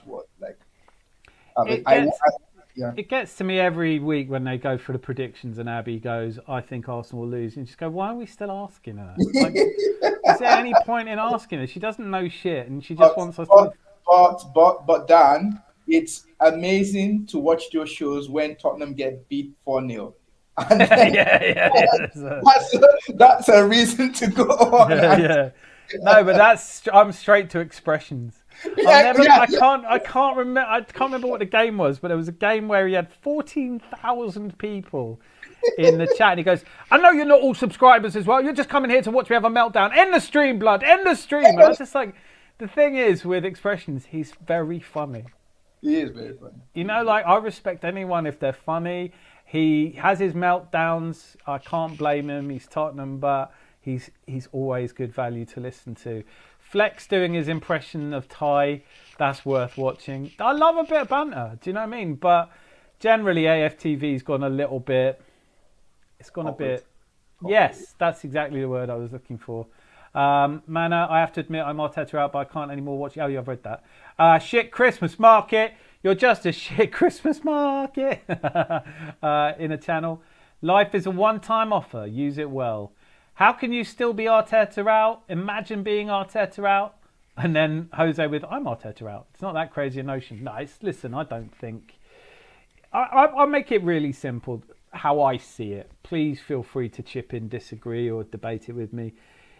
You either think that we're going to win the league and Arteta's going to get us over the line, or you think he isn't. If you think he isn't, I absolutely get it. Like, what is the evidence to suggest he will? It's a question of faith if you still believe in Arteta at this point. And if you don't believe in him, it must be really frustrating because you are still in a minority and everyone else seems to be pro-Arteta, and that's going to piss you off. But that's democracy. You know, if you really want to change things, convince a third of the fans not to go to the stadium. That's what did for Unai Emery. I'm sick and tired of hearing how great it was under Unai Emery when no one was going to the games. You know, like, how comes if everyone loved Unai Emery so much, no one went to that Frankfurt game? If you really want Stan Kroenke to sack Arteta, stop buying jerseys, stop going to the game. He lasts about 5 minutes. But whether you're somebody who believes Arteta's going to do it or you don't believe Arteta's going to do it, we can all agree that no one's sacking the guy until at least the end of the season, and maybe not even then. So what's the point in having a conversation about it? I would say get a T-shirt or a badge on a T-shirt that says, I don't believe in Arteta, and never talk about it again. It's people who keep saying these things that do a show every morning at 10:30 going, Arteta's a psychopath. It's like the old bloke in your local pub that you avoid, you know? Oh, that's all I hear from them. I get being Arteta out. I really do. I'm not Arteta in or Arteta out. I couldn't give a shit. Do you know what I mean? If he doesn't win the league, we'll have the debate about it in summer during the World Cup, and you know, and we can talk about it endlessly. And then I want to listen to people's opinions. But when I ask Arteta out who they'd have in, our last one said to me, "It's not my job to decide who the next manager is going to be." And I was like, "Well, it's not your job to decide when to sack this manager either." If you don't know who you want to replace him with, Xabi Alonso's about to be free, I think. Arne Slot's about to be free. Tell me you don't go without telling me you don't go. Fucking brilliant point, Nate. The thing is, and I was having a good conversation with a mate today. Was it today or yesterday? And we were talking about this. And I was saying, he was saying Arsenal fans are so disappointed and so angry. And I was like, I don't think they are. I think the online Arsenal fan, the representation of the Arsenal fan is the people, the noisy people with channels. I think the fans who go to the game, they're not Arteta out. They seem to be singing Arteta's army. Clock enders, you'll tell me, won't you? It's balmy being Arteta out presently. It's a very crazy notion, brother. To you, maybe, or explain it. The evidence... I'm not going to presume to explain it on behalf of Jose or anyone else, but I genuinely can understand why people are not convinced Arteta's going to get us across the line. That Aston Villa game, all right, it's a tough place to go. We dropped 2 points. It was a hard way to lose a game, but it will remind you of other seasons where the game was really important and we lost to Villa. When we lost to Villa, it's been tough and it brings back bad memories. And if you're absolutely certain that Arteta's going to win the league, I don't know what that's based on. I'm very displeased with how he's gone about our new star signings. Okay. We have 2 star signings, I mean both of them. Okay.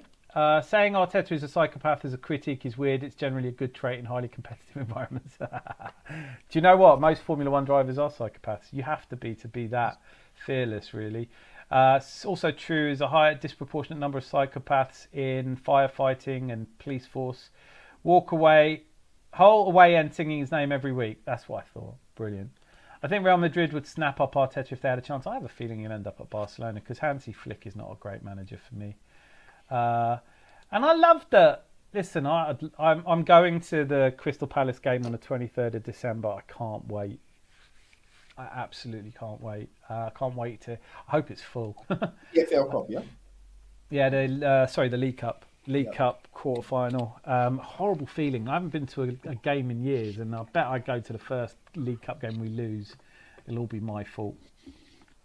All MotoGP drivers are psychopaths away.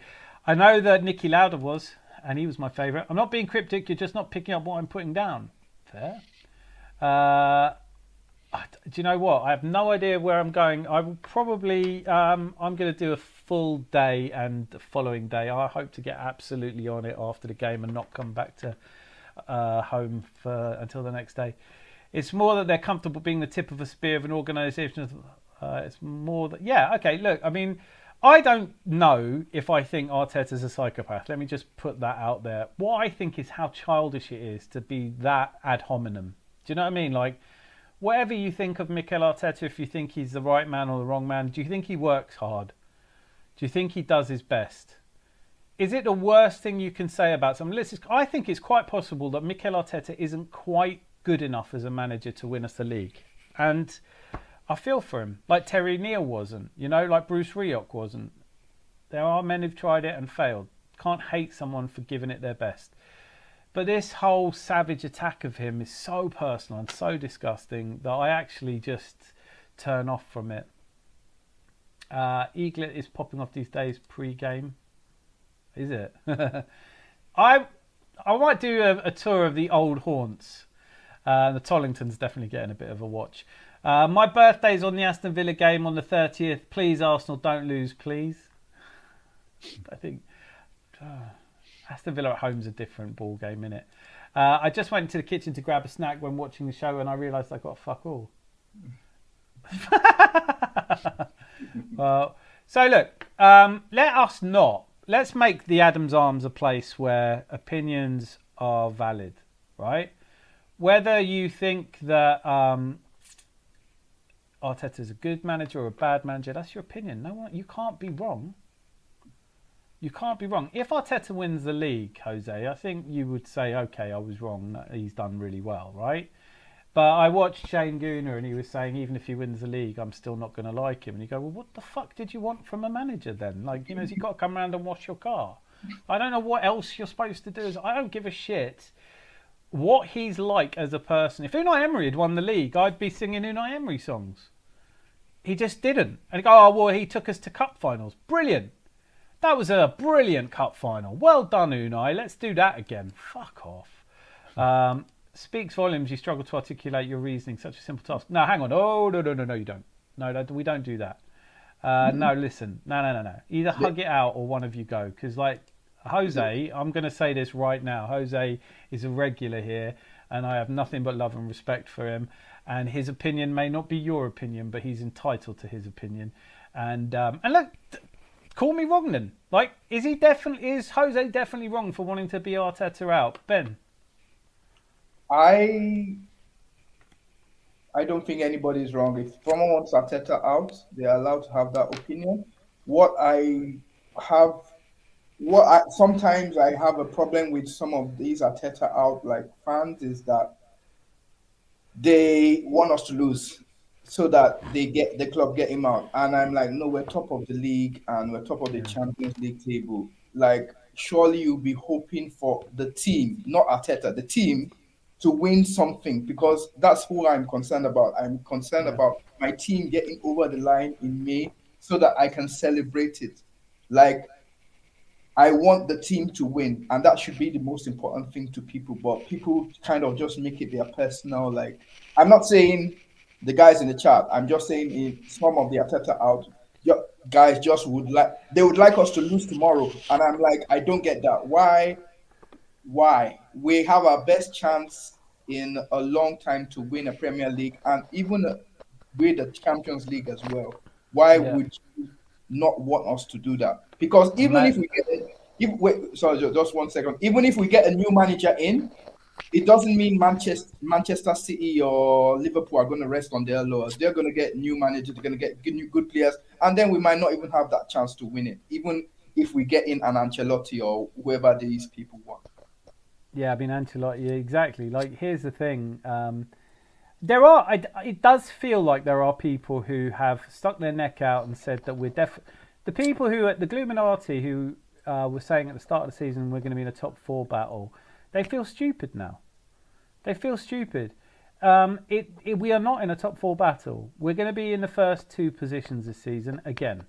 We're either going to be second again, which is going to be really hard to take, and I don't care who you are, I will have that debate with you in May. If Arteta doesn't win the Premier League this season, unless he wins the Champions League, which is like I don't even dream of that. I've never experienced it.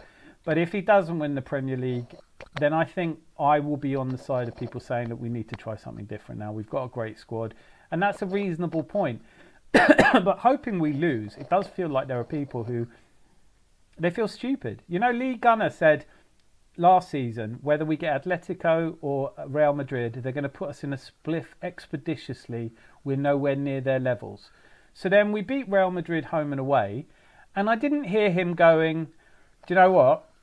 I was wrong. I was wrong. I thought we weren't as good as we are, but we've played really well. And look, Paris Saint-Germain, hopefully we beat them.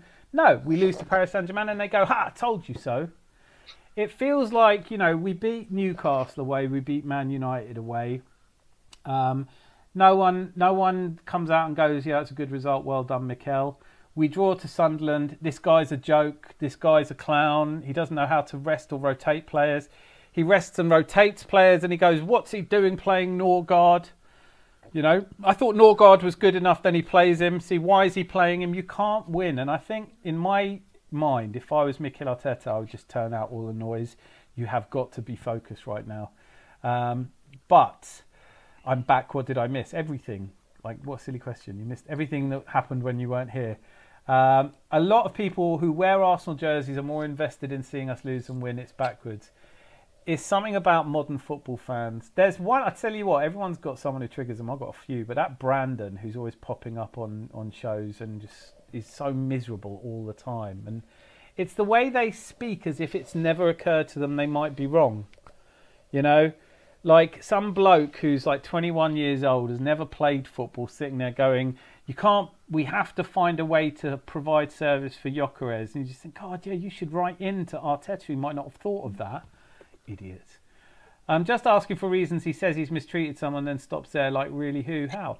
Yeah, but do you know what? I mean, it's difficult in a chat. Like, you can have conversations up here and whatever, but chat is not a good forum to disagree, because you miss out when someone's joking. I think the Adam's Arms exists to keep us all together, right? That's why we're here. Like, whatever your opinion is, if it's mad and wacky, I'll embrace the stupidness, but everyone who has a problem with people who are not convinced by Arteta is just being unfair. Because even though I'm quite happy that he's a manager and I'm daring to dream this season and I still think we're going to win the league, I will be the first to say I've given you 4 years. Second place for 4 years, that's not growth anymore. That's not progress. We have to look to that. He didn't come in 2019 December and say, I've got a plan that in the next 10 years we'll win the league. You know, it was a 5-phase plan or whatever, but if he'd said to Stan Kroenke, yeah, by the year 2030 we're going to win the league, I think the guy wouldn't have got the job. So he has an expiry date. The other problem with football is not a democracy. Even if you really want everyone to agree with you, if they don't, then you're not getting rid of the manager. And even if all the Arsenal fans think he should go, Stan Kroenke could still go, my money, buy the club off me. Dan, when we signed Arteta, I was so opposed to that. It was unbelievable. Yeah, same. I was thinking, why are we, one of the top 6 clubs in the UK, signing someone who's never managed a side on his own? But even though we played really well in the 23-24 season, came second, and we were leading the table, I still wasn't convinced then that we would win it. Last season was a total wipeout. Liverpool just trounced it. But now, with our squad depth, I'm more convinced that we'll win this season than I have been for the last 20 years. Yeah, same. And we agree on that. There was nothing about me. It took me a long time to come around to the idea of Arteta. I didn't rate him as a player. It was a really bad time at Arsenal. But I look at where we were, I look at where we are, and I look at every channel that I look at football, they're talking about us. They're talking about us, and they'll tell you it's because they like laughing at us, but there's going to be a lot of fucking people that are absolutely gutted if we win it. And you give Arteta credit for that, right? He's changed the atmosphere. Naif's saying, like, you know, he goes to the games and everyone's jumping. when You, Arteta, you know that first season, I think it was after about 10 games or something like that. I looked at the table, looked at how many points we had, how many games left. And I was saying to my mate, if it carries on like this, we're going to get about 42 points. I said, that is relegation. We're not a relegation side. But then Arteta did turn it around and we finished up 8th, didn't we? Or was it 8th? Yeah, 8th 8th. and 8th, yeah. 8th Yeah, and 8th. 8th, 5th, then second. And it was hard. Listen, don't get me wrong. I watched on my birthday, I watched a little bit of All or Nothing, the Arsenal documentary. And it was the last episode where we had to beat Tottenham and they beat us. And it was like, those days are gone at the moment. We've moved on. We are now expected to win every game. Yeah, That's the first time in 20 years. That's the first time in 20 years we drop points away to Villa and people act like we've imploded. I'm prepared for an upset, a draw, would love a win, seen some funny results when top face bottom over the years. Should win on paper, but a game ain't played on paper. Exactly. Another online weirdo, Rosie. Rosie, we asked for it to be moved later because of Europe, I believe. Is that true? Done the same with the Everton fixture next week. Seems a bit harsh. You said displeased with treatment of top signings. That's the good thing about you two. You don't want to see someone else's senseless comments. You can just block him. I did. Ouch. YouTube! I should really pull over. I asked what signing. You said top one subjective. Oh, Rooster, who's your preferred starting 11? That's a good question. They remind me of Spurs fans. They'd rather see us lose so they can say, I told you so. Utterly pathetic. Won't scroll up, Rosie. You'll see where it took a dive. Everyone okay? Context is lost in text. Very true. I'm an American. I watch other sports. My teams are shit, so I need Arsenal to do well this season. Wizards 3-19. Yankees are shit. Are they? Capitals okay. Commanders are also super bad. It's tough, isn't it? It is tough when your teams aren't great. Just be a glory hunter. Just pick Madrid. What up, Mel? Ancelotti. Well, I know. Ancelotti went to Everton at the same time we signed Arteta. There was justified outrage. Listen. This channel began after a conversation with my brother, and we were having a conversation, and it was at the time where Ancelotti was in the top 4 with Everton, and we weren't. And he was saying, why didn't we get Ancelotti? And I was agreeing with him. I was saying, yeah, I think Ancelotti would have been a great... Why have we ended up with Arteta and Everton are going to end up doing great things? And I was wrong. I've lost count of the number of times I've been wrong, tell you the truth. I mean, Zanzi, what you were saying about not wanting Arteta, I was right there with you. And now I'm like, well, I could be wrong. I don't hear that enough in football chat.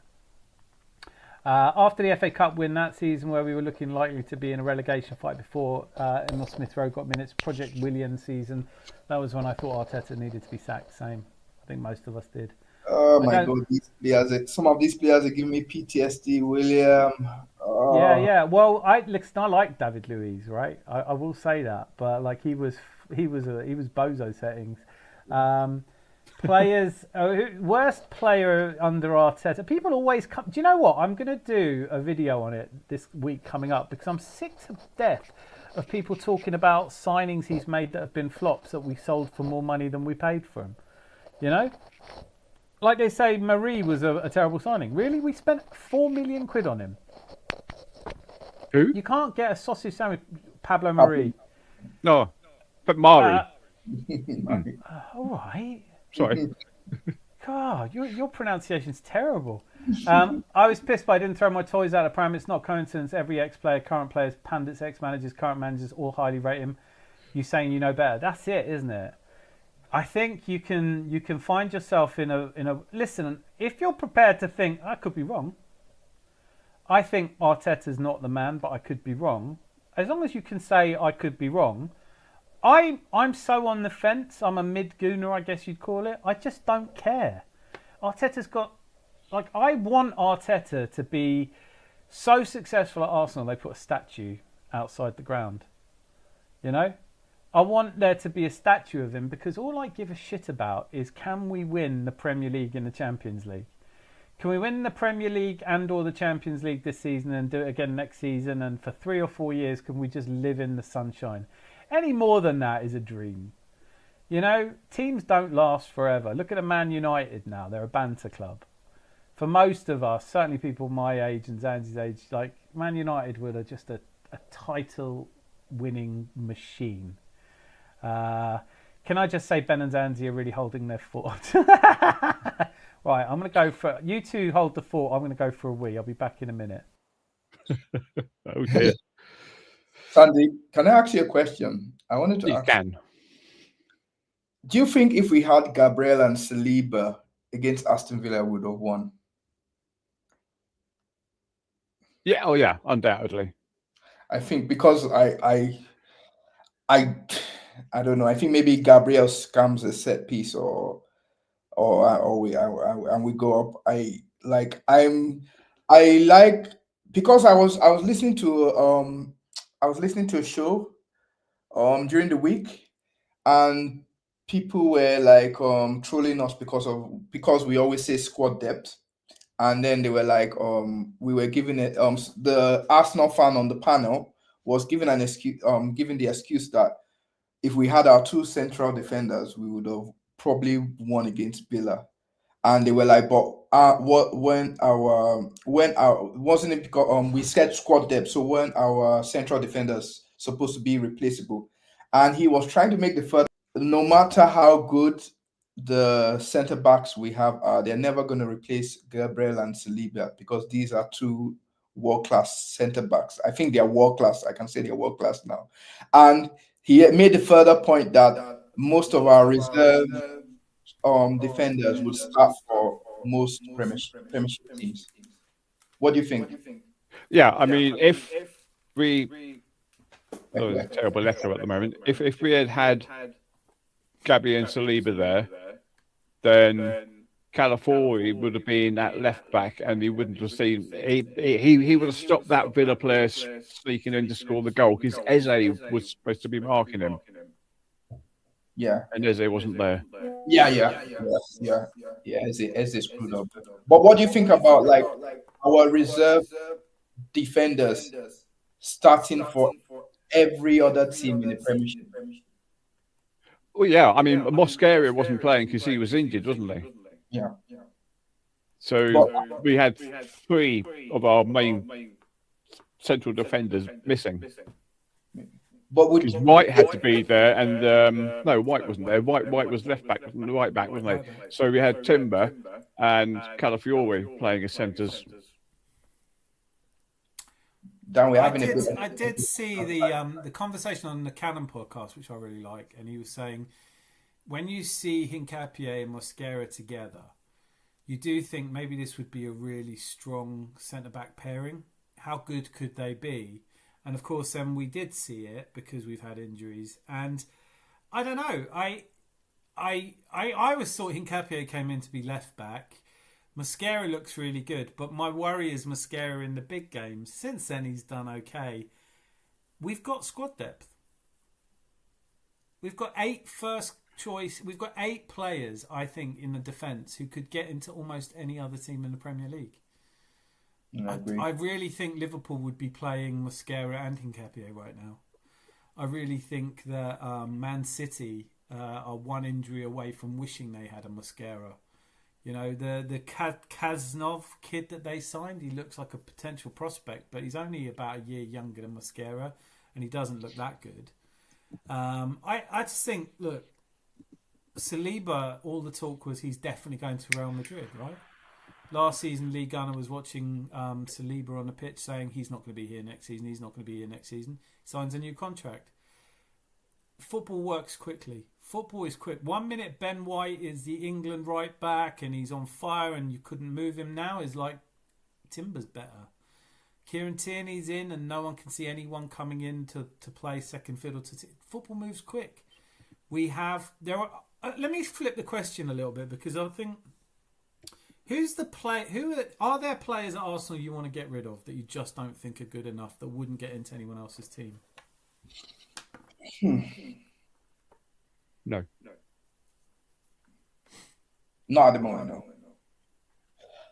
So that's good recruitment then. It's a good squad, it's good recruitment. We're doing all right, aren't we? Not bad for a manager who just signs flops. Although I'd say there are players that Oh, Dan, there's a bit of a new end. But I would say there are players that I still don't think are Arsenal quality at the moment.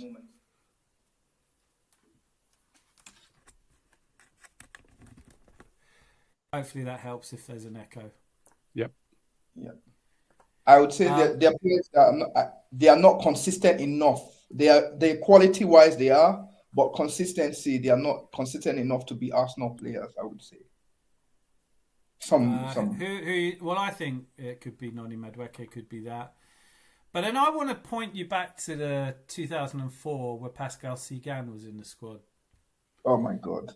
Not everyone in a squad is going to be, 97, 98, Gilles Grimondi. Like, you know what? Like, we need good players in a squad. But not everyone's going to be FIFA settings. And Mikel fixed Carlo sideways twice. Fair enough. I want a statue of every player that touched grass when we were in the quad.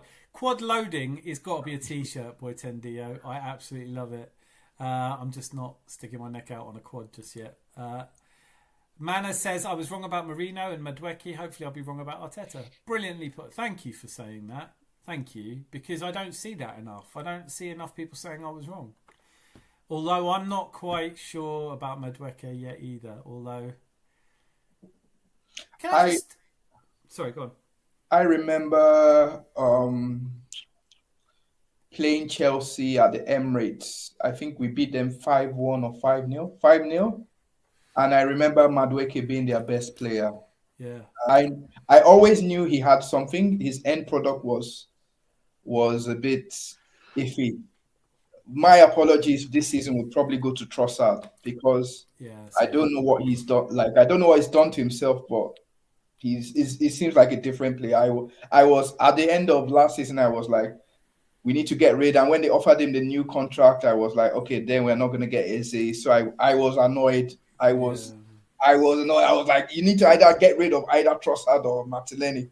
And we got both of them. And I'm like, oh, we're not getting Eze. And the way Trossard has transformed himself, I have to apologize to Trossard. I'm 100% in agreement with that. I was very much in favour of just letting Trossard go. I bit the bullet and said I love Martinelli, but he has to go because he is 2 bad seasons. There's too many, and I was so far I was wrong. I never really had strong opinions about Mikel Merino because I didn't hate. I love what he's done up front. Utility player. Yeah, and squads need them. A guy that'll come in and play wherever you want him to. Christian Norgard hasn't come in and said, I'm not a centre-back, I want to play defensive midfield or not. Zubimendi, a lot of people are saying he's shit.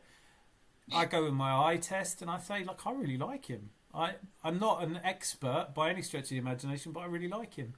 Jose with a great question here. Does anyone think the full sleeve kit, authentic kit tops have elevated Martinelli's game? Probably.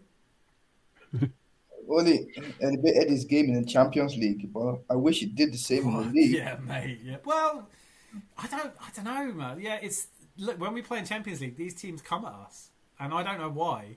I just don't. It's a matter of time, but Dan, it's a Champions League, and they are champions. It's a Champions League, so there's not going to be teams that are going to be playing like Brentford or Wolves in the Champions League. Well, I think Brentford would batter Club Brugge, if I'm honest with you. But I tell you, yes, you're right. It's the attitude. It's like whether you're playing Girona or you're playing PSV, they're used to being in possession. They're used to attacking. They don't really adjust well to in front of their home fans. They're not going to just sit back. I think you're absolutely right. Hincapié clears the ball at Villa and it probably ends a draw. Yeah, it was a mistake. I still, Zandian, I know that Gary, when he did his show, he was saying something. Odegaard was pretty bad at that Villa game. I mean, he wasn't getting stuck into tackles. He let the ball run past him. Yeah, I don't think anyone at the Villa game really played as well as they can do. Yeah, no, fair. It was just a bad game for the whole team, really. It was, and then you say that, and at the same time you say that, Like I thought Ben White played well, by the way, but I think I think that's true. And we lost in the last minute to a top 3 side, and so that's a mark of how far we've come. But it's not good enough. Obviously, we have to win every single game. If Timber hadn't jumped up in front of Gyökeres, then Gyökeres would have headed it into the back of the net for sure. Yeah, that was crazy. That was crazy. Like, I don't think Erling Haaland has that problem. I think he shouts more. I don't know how Tim. I don't know. Timber's probably my player of the season so far, though. So I'm saying. Oh, definitely, yeah. Dan's back now, so I'll say he's a top guy, Rosie. Would Wolves exploit Norgard at centre back? How? Yeah, just put in the chat. I don't think he will be starting because the reason why Norgard was at centre back was because Timber had a little niggle. Yeah, he still might though, because the Arteta conference didn't make it clear. Really, he never makes any. Nah, what is the fucking point in press conferences? I reckon I should do them. Do you know what I mean? I really just let me do them. You know, are you scared of City? No, no, not at all. Fuck them. You know, what do you like? Who's injured? I'm not going to tell you. Like, I'm not going to just wait to the match, wait till the program. You'll see. Why are we playing Norgard at centre back? That's a confusing one. I think it's what Benny's saying. I think like he played Norgard so that Timber could get some rest. Calafiori was going to be suspended for this game anyway. He could have, I don't know, but I think on the criticisms I've always had of Arteta have been not enough rotation, doesn't make subs when he should do, and doesn't necessarily promote the youth. And now I look at it and go, Marley Salmon came on, and Nwaneri's out on the pitch, not as often as he should be, but I think he's going to get some game time. Miles Lewis-Skelly's established himself. A lot of my criticisms for Arteta don't apply this season in the same way they did the last 2 seasons, and we're doing well for it. Timber was a bit ill. This is the other one. Declan Rice is ill, so I don't know if that's a flu, a cold. Obviously, this is the season time of the year where you'd get them. I think they said that Declan Rice was ill for the Villa game as well, but he after they were like, okay, go home, go rest. We're not getting you on the plane on Wednesday. You can say whatever you want. Yeah. So I think he was also ill. He played ill. He played like he was ill on Saturday. So yeah. I think it's good to give these guys a rest, isn't it? We don't want to overplay Saka, Saliba, Rice. We don't want them to be tired at the end of the season. So this thing about calling people washed before, listen, I can't say you're right or wrong, Manor, but I think it's too early to say Martin Odegaard's washed. He came back, looked really good, got injured again. Let's just see. Let's just see. I have a question. It's something that's been bugging me. It's like and Zandy, you can also answer as well if you want. Thank you. It's this 1 year thing. It's this 1 year thing. Like people keep saying, I know he's young, he's from the hill end, he's talented, he has to play. Yes, I get it. I really get it, I do. But then I'm like, you want Arteta to win the Premiership. There is really no time for experimentation. If people want Arteta to win every game or amass the most points, if somebody is not on the levels, there's maybe the EFL Cup or the FA Cup, but there is no time to coddle a player. It's like you need to be able to go like right now. And I feel like especially what game? What was the Brighton? We played against Brighton, and I watched Nwaneri closely. He did have a good game, but Are you talking about when he came off injured? Brighton. Yeah, he wasn't coming back. Same thing with Miles. He kept getting bossed off the ball by Baleba. Like I'm not saying he's not a Premiership caliber player. He's a good player, but in terms of like trying to take the 10 role from Odegaard or Eze, there's still some way to go, isn't there? Surely.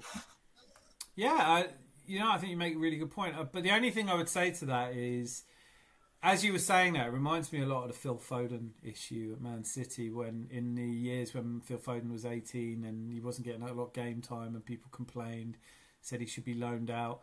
And Pep had a plan, and Pep's plan was let this guy come through, and he was outstanding. There's been problems with Foden since, but he exploded in the treble season. You know, he was instrumental in winning them the league the season after. So maybe that's what Arteta's planning with Nwaneri. Maybe he's just not seeing what. I am surprised at the amount of game time Nwaneri's had, because he hasn't played in some of the games. Like he just hasn't had the minutes. Miles Lewis-Skelly hasn't had the minutes now either. But I think people are very quick to say Odegaard is washed. There's the Gluminati will tell you that Saka's never going to be the same again. He's a broken player, and then you watch him score a miracle goal against England. You go, if that's him washed, that'll do. He's good enough washed. Do you know what I mean? Like, I don't know what else to say. I think there's a lot of people who grew up watching FIFA, not football, and they think that players play 10 out of 10 every game. It's not that. It's not that at all.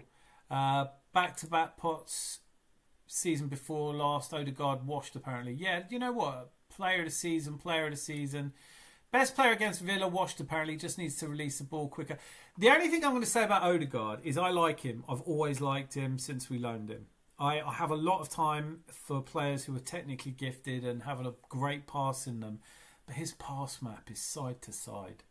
When Eze plays in that position, is a lot more forward thrust. And so now you've got this question of which of Odegaard and Eze is better in that position, but that's the position for. So no wonder Eze and no wonder Ranieri's not getting as much time. With what Ben said about Ranieri, I think at the moment he's third in the line behind Eze and Odegaard. Yeah, which is fair, but right? I'm going to ask another question tomorrow. Now, my preference is Eze instead of Odegaard to start. Yeah, me too. I don't know. I like Eze. I love him against Tottenham, but it's like, what have you done for me lately? And after Tottenham, I'm asking, what have you done for me lately? Because he hasn't done a lot. He messed up against Villa. What was the one before Villa where he started, and then Odegaard came on later? Brentford.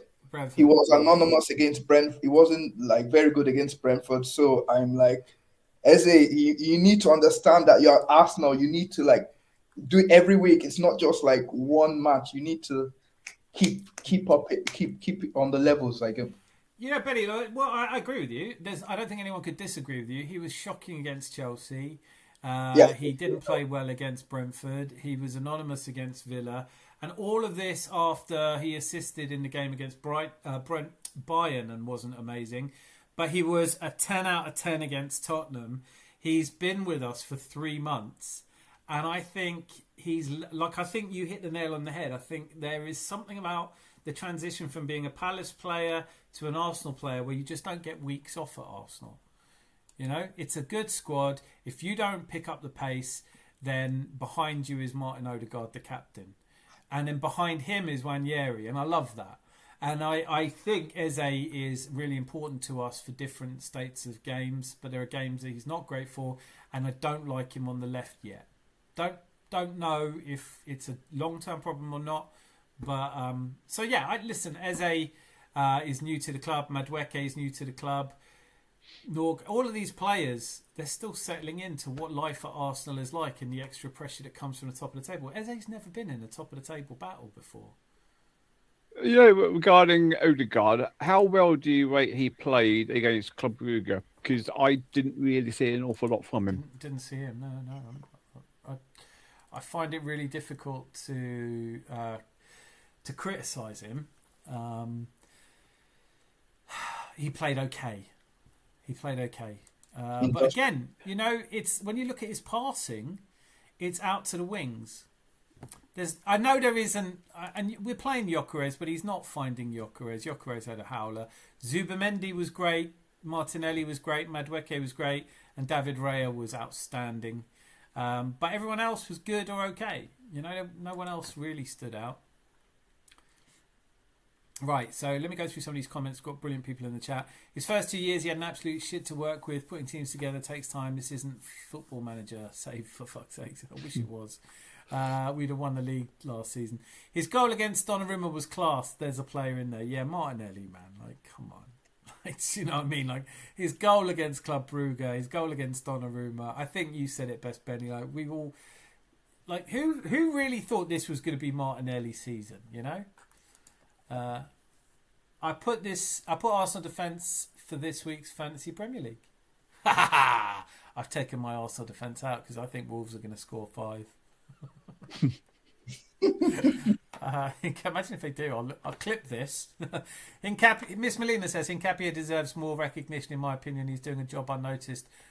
Yeah, totally. But now you've noticed him, so that's that done. No, I agree. He's been outstanding. I really like him more than Mosquera. Hope the rotation in defence fucks up your fantasy Premier League, Chris Nix. Clockender says the unbeaten run was a baby monkey on our back. We've had a little crack. Do you know? Thank you for saying this because it reminds me.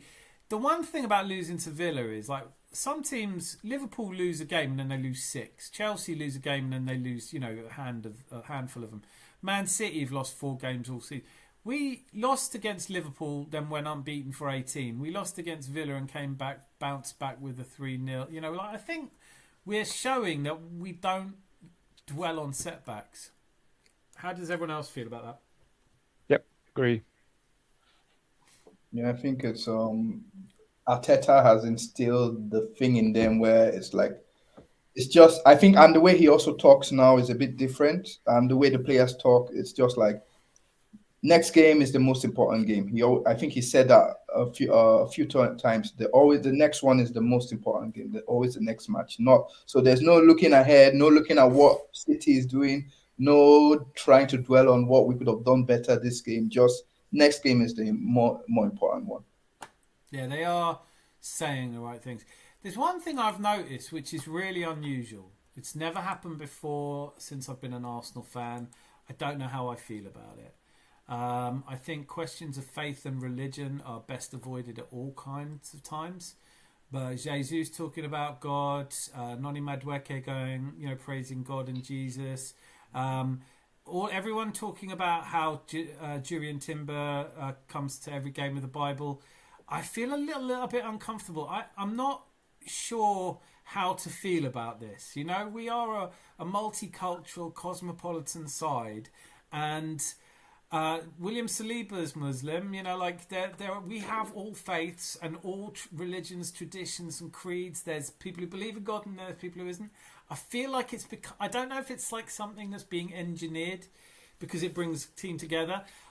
I'm divided on this subject because I'm not used to it. So when someone says praise to God for my performance today, I feel like I don't really get how religion has anything to do with the North London derby or the Bayern game. I just, I'm not sure God's watching that much football, whoever, but how do we feel about that? Is it good? Just do they believe that they've got God on their side and they're going to go forward? Or is it just a weird kind of moment in football that I just didn't see coming?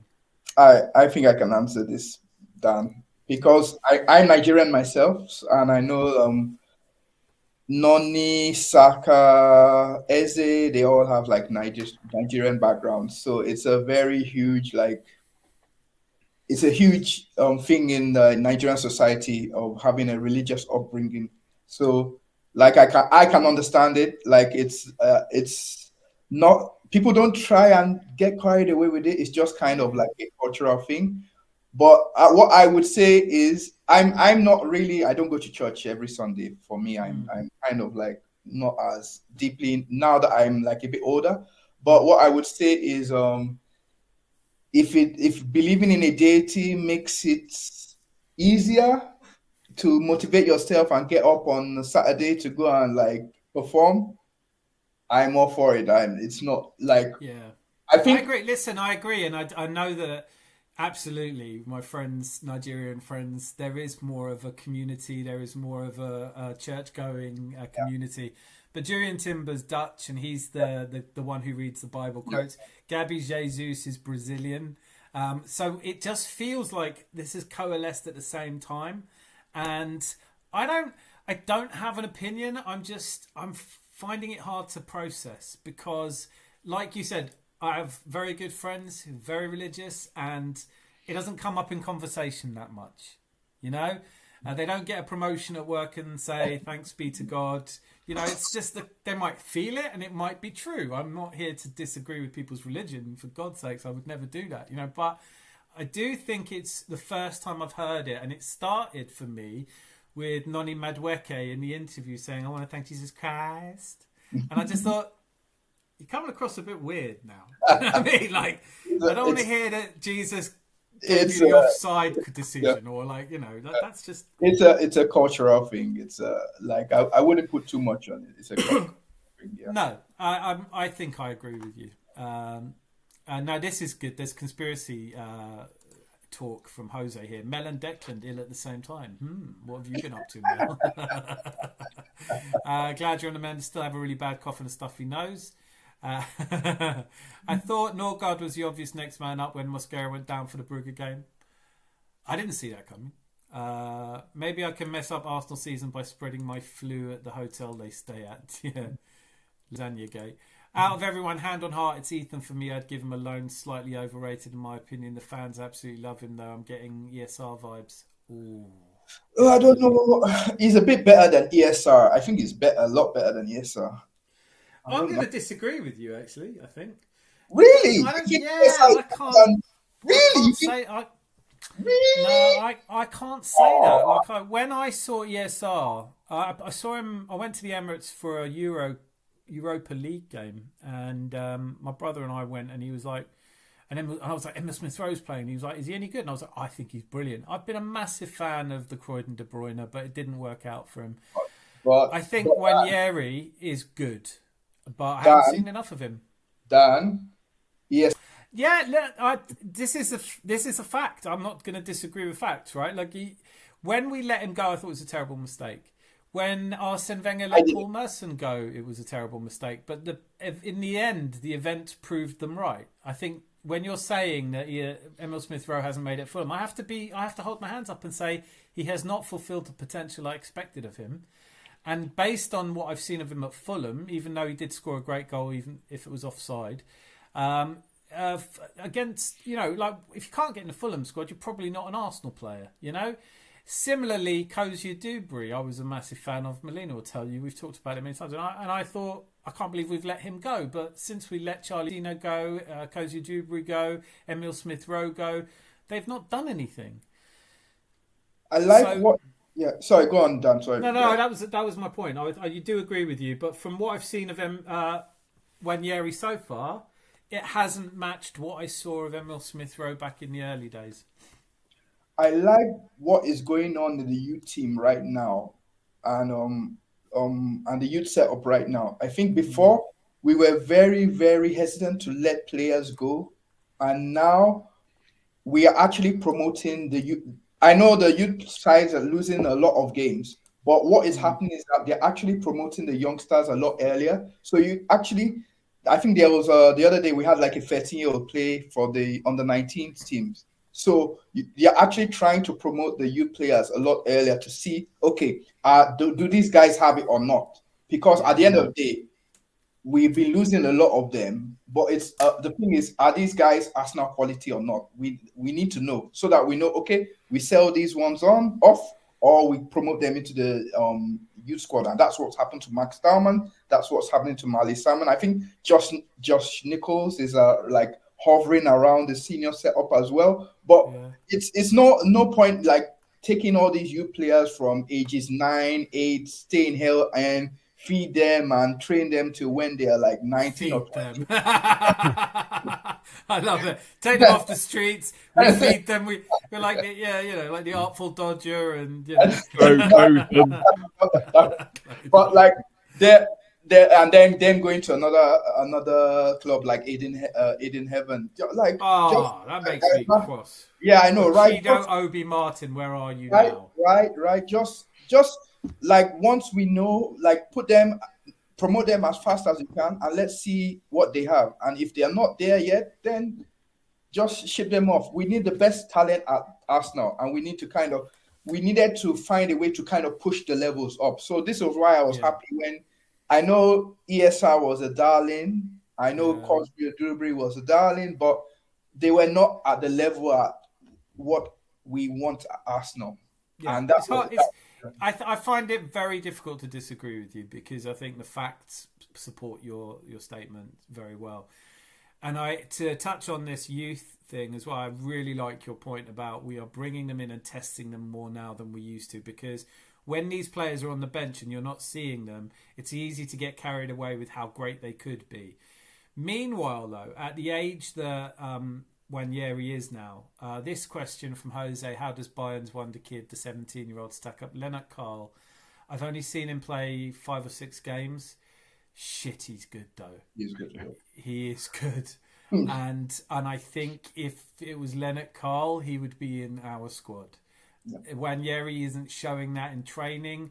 As much as there's a very large number of our fan base who don't rate Arteta and don't think he can spot a player, you have to give him some credit for bringing Miles Lewis-Skelly. They say, who has he improved? And you say, well, Declan Rice. Yeah, but Declan Rice is already good. Declan Rice has roughly scored twice as many goals and twice as many assists since he joined us from West Ham.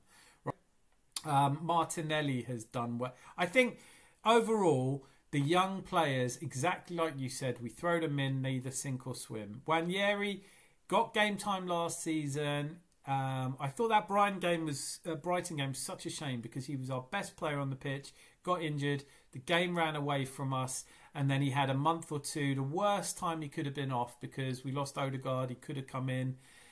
I don't know. It's too soon to say, but I still really like Ethan Nwaneri. I know when Sam Greenwood's been on before, we've talked about it. He's a big fan. I like the way he gets forward. And that's youthful exuberance, maybe.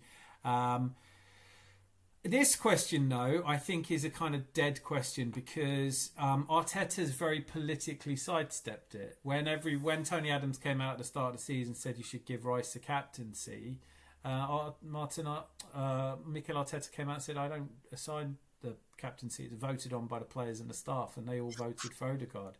So you can't take it off him. But also, you're not going to swap captains halfway through a season, so it doesn't really make any sense.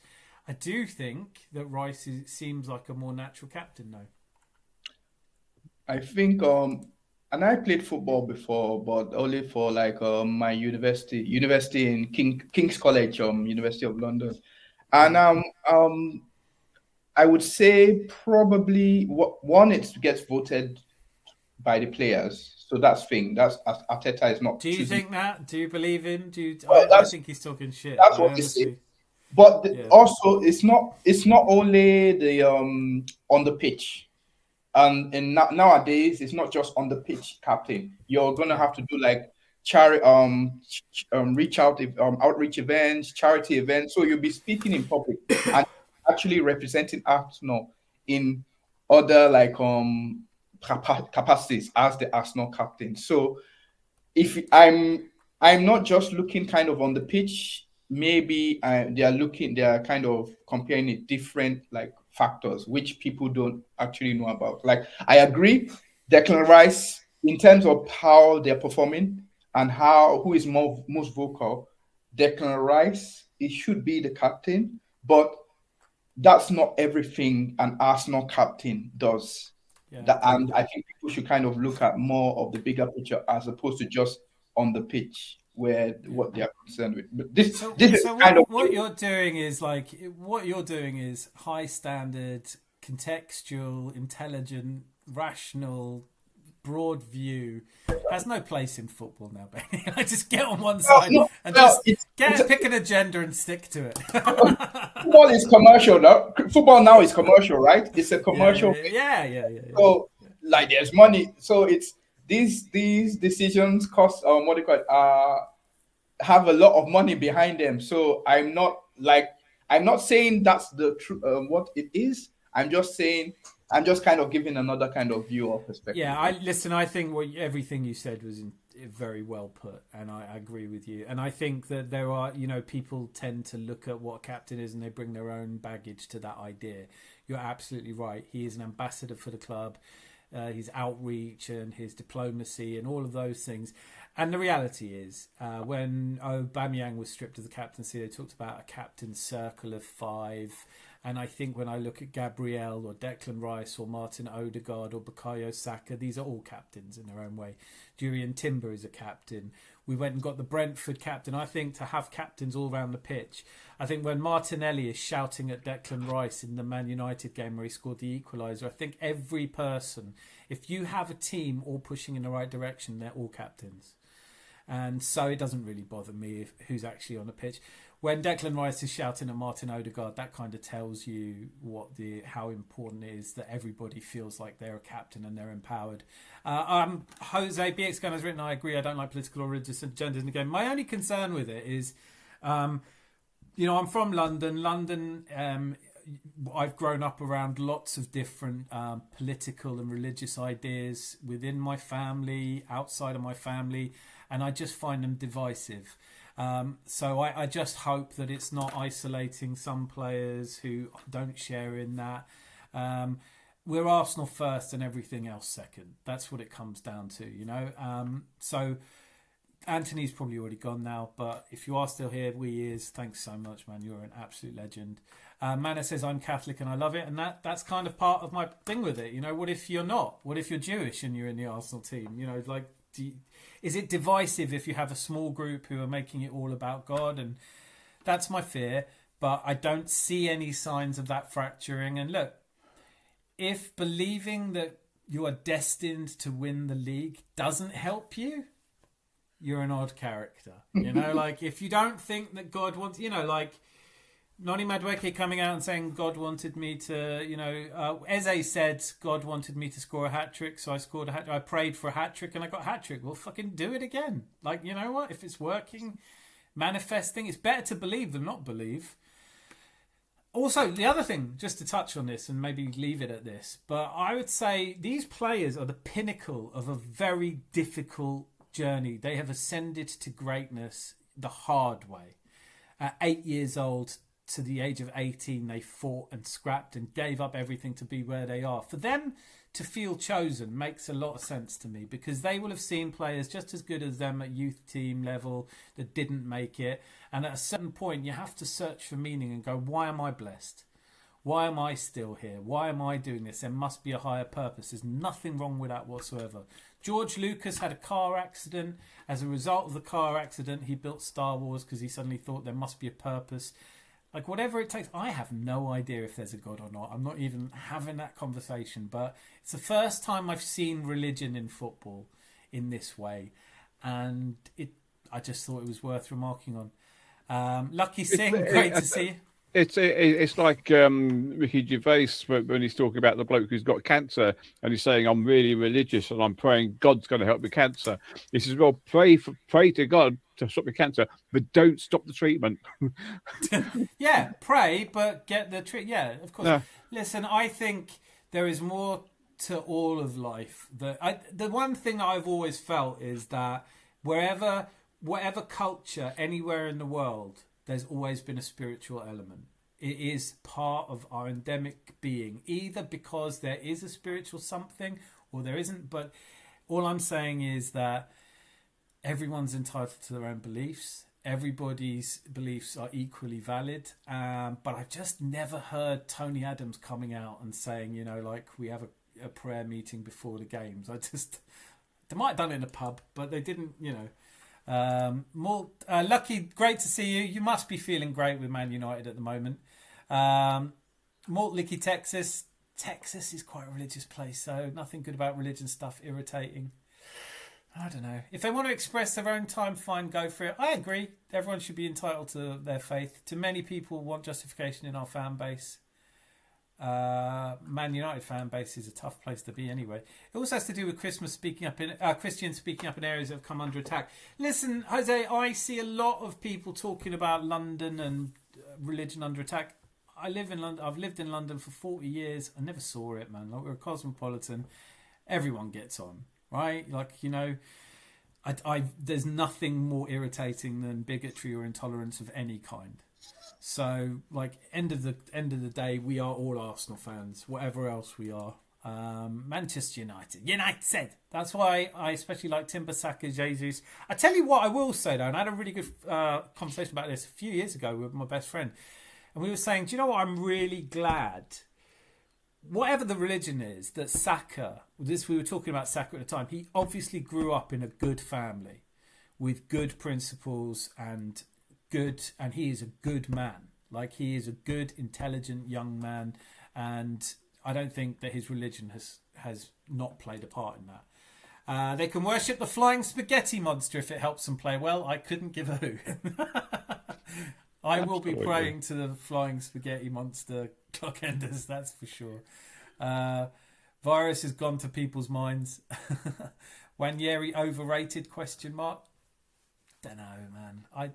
Not yet, but I still, I don't know. I would actually pray to the KFC chicken burgers. Well, no, I wouldn't pray for right. Yeah. I might not be joining you in that particular ceremony. I remember seeing Martinelli in the summer 2019 in Charlotte. Knew he was a star. I just love the guy. Why our club got virus? Because they just want new manager every 6 months. Yes, but that's modern life, isn't it? Everybody wants a team to win every game. It's a modern football fan wants a new manager every 6 months. Chelsea ruined football in that regard. They weren't the first. Boytendio, Aston Villa were doing it way before them. Doug Ellis had a new manager every 9 months on average. You can see, though, that it's not a good strategy because there are very few teams that have carried it off. The under-18 side is an under-16 side, effectively. That's true and very interesting. I think Ethan was more exciting to watch in the academy. Ethan was scoring for fun from everywhere. Yes, he was. Bundesliga is much easier to play in than the Prem for a youngster. I don't see the value in comparing with Carl. No, you're right, and I do watch. I'm surprised at you, Benny. Like, how do you not watching the Bundesliga? If you had to have a team, would it be Union Berlin or who? Like, come on, at least be a San Pauli fan. Oh, you've muted it. Is it just me? No. You're right. I muted it. Oh my God! Like every time the only time I know there's a league game on is when I can't catch the trains. Like last weekend, I was in Dortmund. The underground to the main station, because I was going back to Berlin, was rammed with fans. Like it was like an airport. It was like an airport. They had to let one train in, get the fans off the train, then the next one, and I was like, oh my! It was. Yeah, it's impressive. Schwarz-Gelb. Yeah. Volltreffer. Yeah, no, I love. Mate, listen, I grew up as a very young man. I grew up in Austria, a stone's throw from Bayern. Mm-hmm. So Bayern was like a magical kind of team for me, especially in the late 70s when they were just incredible. You know, so okay, I like German football. I don't watch Austrian football. It is a little bit shit. But German football, I've always had a lot of time for. But to this point that Boytendia makes, you're seeing it with Florian Wirtz. You're seeing it with players that come over to England from Germany. It's really similar, but it's different enough to cause some problems in settling in. So Kai Havertz, when he's a wunderkind in Germany, comes over and he's a little bit off of what everyone's expecting. Now you're seeing it. I mean, Lennart Karl looks great in Germany. It's possible that if he played in the Premier League, he might not look so good. But it's a bit like this conversation about Lamine Yamal, right? Lamine Yamal is a fantastic player for Spain and for Barcelona. Would he do as well and we'll never know. But I do think it's easier to play in the Bundesliga than the Premier League. I think that goes without saying, right? Like, we've just battered Bayern Munich 3-1, and it wasn't an understrength Bayern Munich. They are the standout team in Germany. They can't beat Arsenal. You know, I know we're brilliant. We're by far the greatest team the world's ever seen. But Germany, the thing that's misleading about Germany is it looks so similar to English football. Like the pace of it, but by and large, actually, it's only really, like I think you said this earlier, Ben, like it's only Voltemada that's come over and actually done anything. It's, Florian Wirtz, for my money, is one of the best players from Germany, and he's come to Liverpool. I think he's starting to find his form.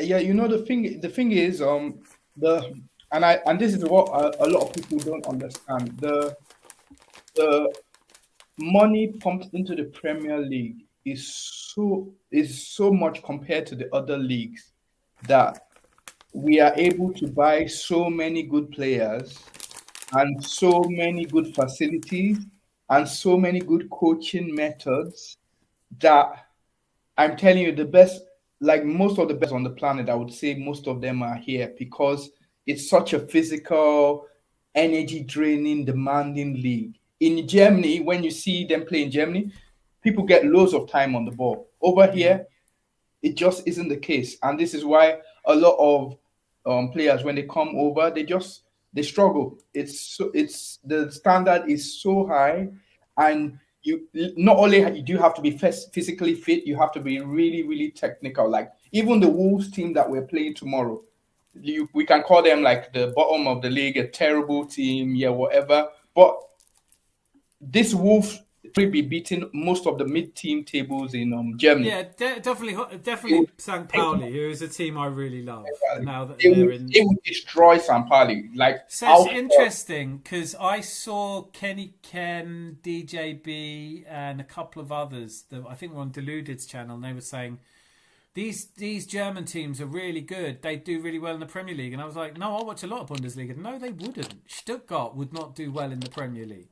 No. You know, like Bayern probably would, but they're not winning it. So No. I think it's to the eye test. German football looks really good, but you have to compare. How do German teams do against English teams? I mean, Frankfurt lost to Tottenham. If you want a better example of how German football is not as good as English football, Tottenham was 17th last season and battered Frankfurt. You know, so I think the Premier League, exactly like you say. German players don't tend to come over to England anyway. I think it's the standard of living is better in Germany. Nothing about it. I would say, for one thing, I would say is like Bayern Munich. When we beat them, the next match they actually scored 5 goals against the team. So I'm like, this is the levels, and we have to go and. I think we played Chelsea after we played Bayern. Like they played St. Pauli, they beat them handedly. Why we have to go and play Chelsea? That's not happening. Like the only opposition most of the time Bayern Munich will have is Leverkusen. There's maybe 3 games a season. I think Leipzig are back again. Last season they were dreadful. Dortmund. And Leverkusen are a recent phenomenon. They weren't that great. Now they are. Dortmund obviously have had their time in the sun. But yeah, I mean, like, honestly, Wolfsburg, you know, Mönchengladbach, like, they're not going to be a top 5 side in England, are they? Let's be honest. They're going to struggle. Let me go through some more of these comments because that's where downturns come from, present times. I really want to see Ethan and Miles tear it up together. Same. I don't think Cozy Dewberry was that highly rated to have a career in the Championship or higher. He was rated by me as an elite talent. And I've been wrong about lots of things, but I was very wrong about that. I'm fed up with our new manager every 6 months extreme. I think you've got... honestly, I think Ruben Amorim is going to be there for a year or 2 because he tried to resign and they wouldn't take him. There's no managers out there. Thank you, Dan. Tell him football can't do so much depth on the topic of who is captain. Football fans can't do, yeah. Boy Tendio agree, scores a few goals for Bolton and he's now hot shit. Yeah. One work, get Cunha, Mason, Nusem Azrai, what is his name? It's not Xerxes, that's it. Aiden Heaven. Shut up, Aiden Heaven. Give us our player back. There's multiple leaders out there. Gabriel could be captain, Saliba could be captain, Saka could be captain, Jesus could be. I don't know if Jesus could be captain. Odegaard is the captain. I don't care who the captain as long as we keep him. I'll tell you something controversial. I didn't rate Aiden Heaven actually. I didn't rate him that. No, like, I was really surprised he went, but like, I think our defenders now. Well, defenders now are like Miles. I thought more of Raul Walters. I was more disappointed when Raul Walters left because I thought. Oh yeah, he was a fullback. He was all right. Yeah, you know, I mean, like I'm not going to claim I watch a lot of youth team football. You know, there are a couple. There's the other really young kid now who's like, I don't know, 5 or something. Or he's like 12, 15, and he's tearing it up as well. We've got some good players coming through. God is a constant of the human experience. Everyone becomes a believer when death is nearer. Not everyone. Not everyone. Socrates didn't. Notice how there is always a right and a true God, all the other 39,000 all wrong. True. As a Hindu, we have get culture reset fair. This is the only thing I'm saying. It's just like, I want an inclusive club environment, right? Like, this is the thing. When I went to football in 1983, other clubs had really big problems because they had a monoculture. It was not an inclusive environment, you know.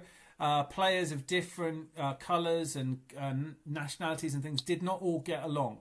But at Arsenal, it was cosmopolitan and it had nothing to do with your God, whether you were Jewish or Christian or Islam or Muslim. It was inclusive. You put Arsenal before all these things. So I suppose in a way I'm worried that these things will cause division where it shouldn't be there.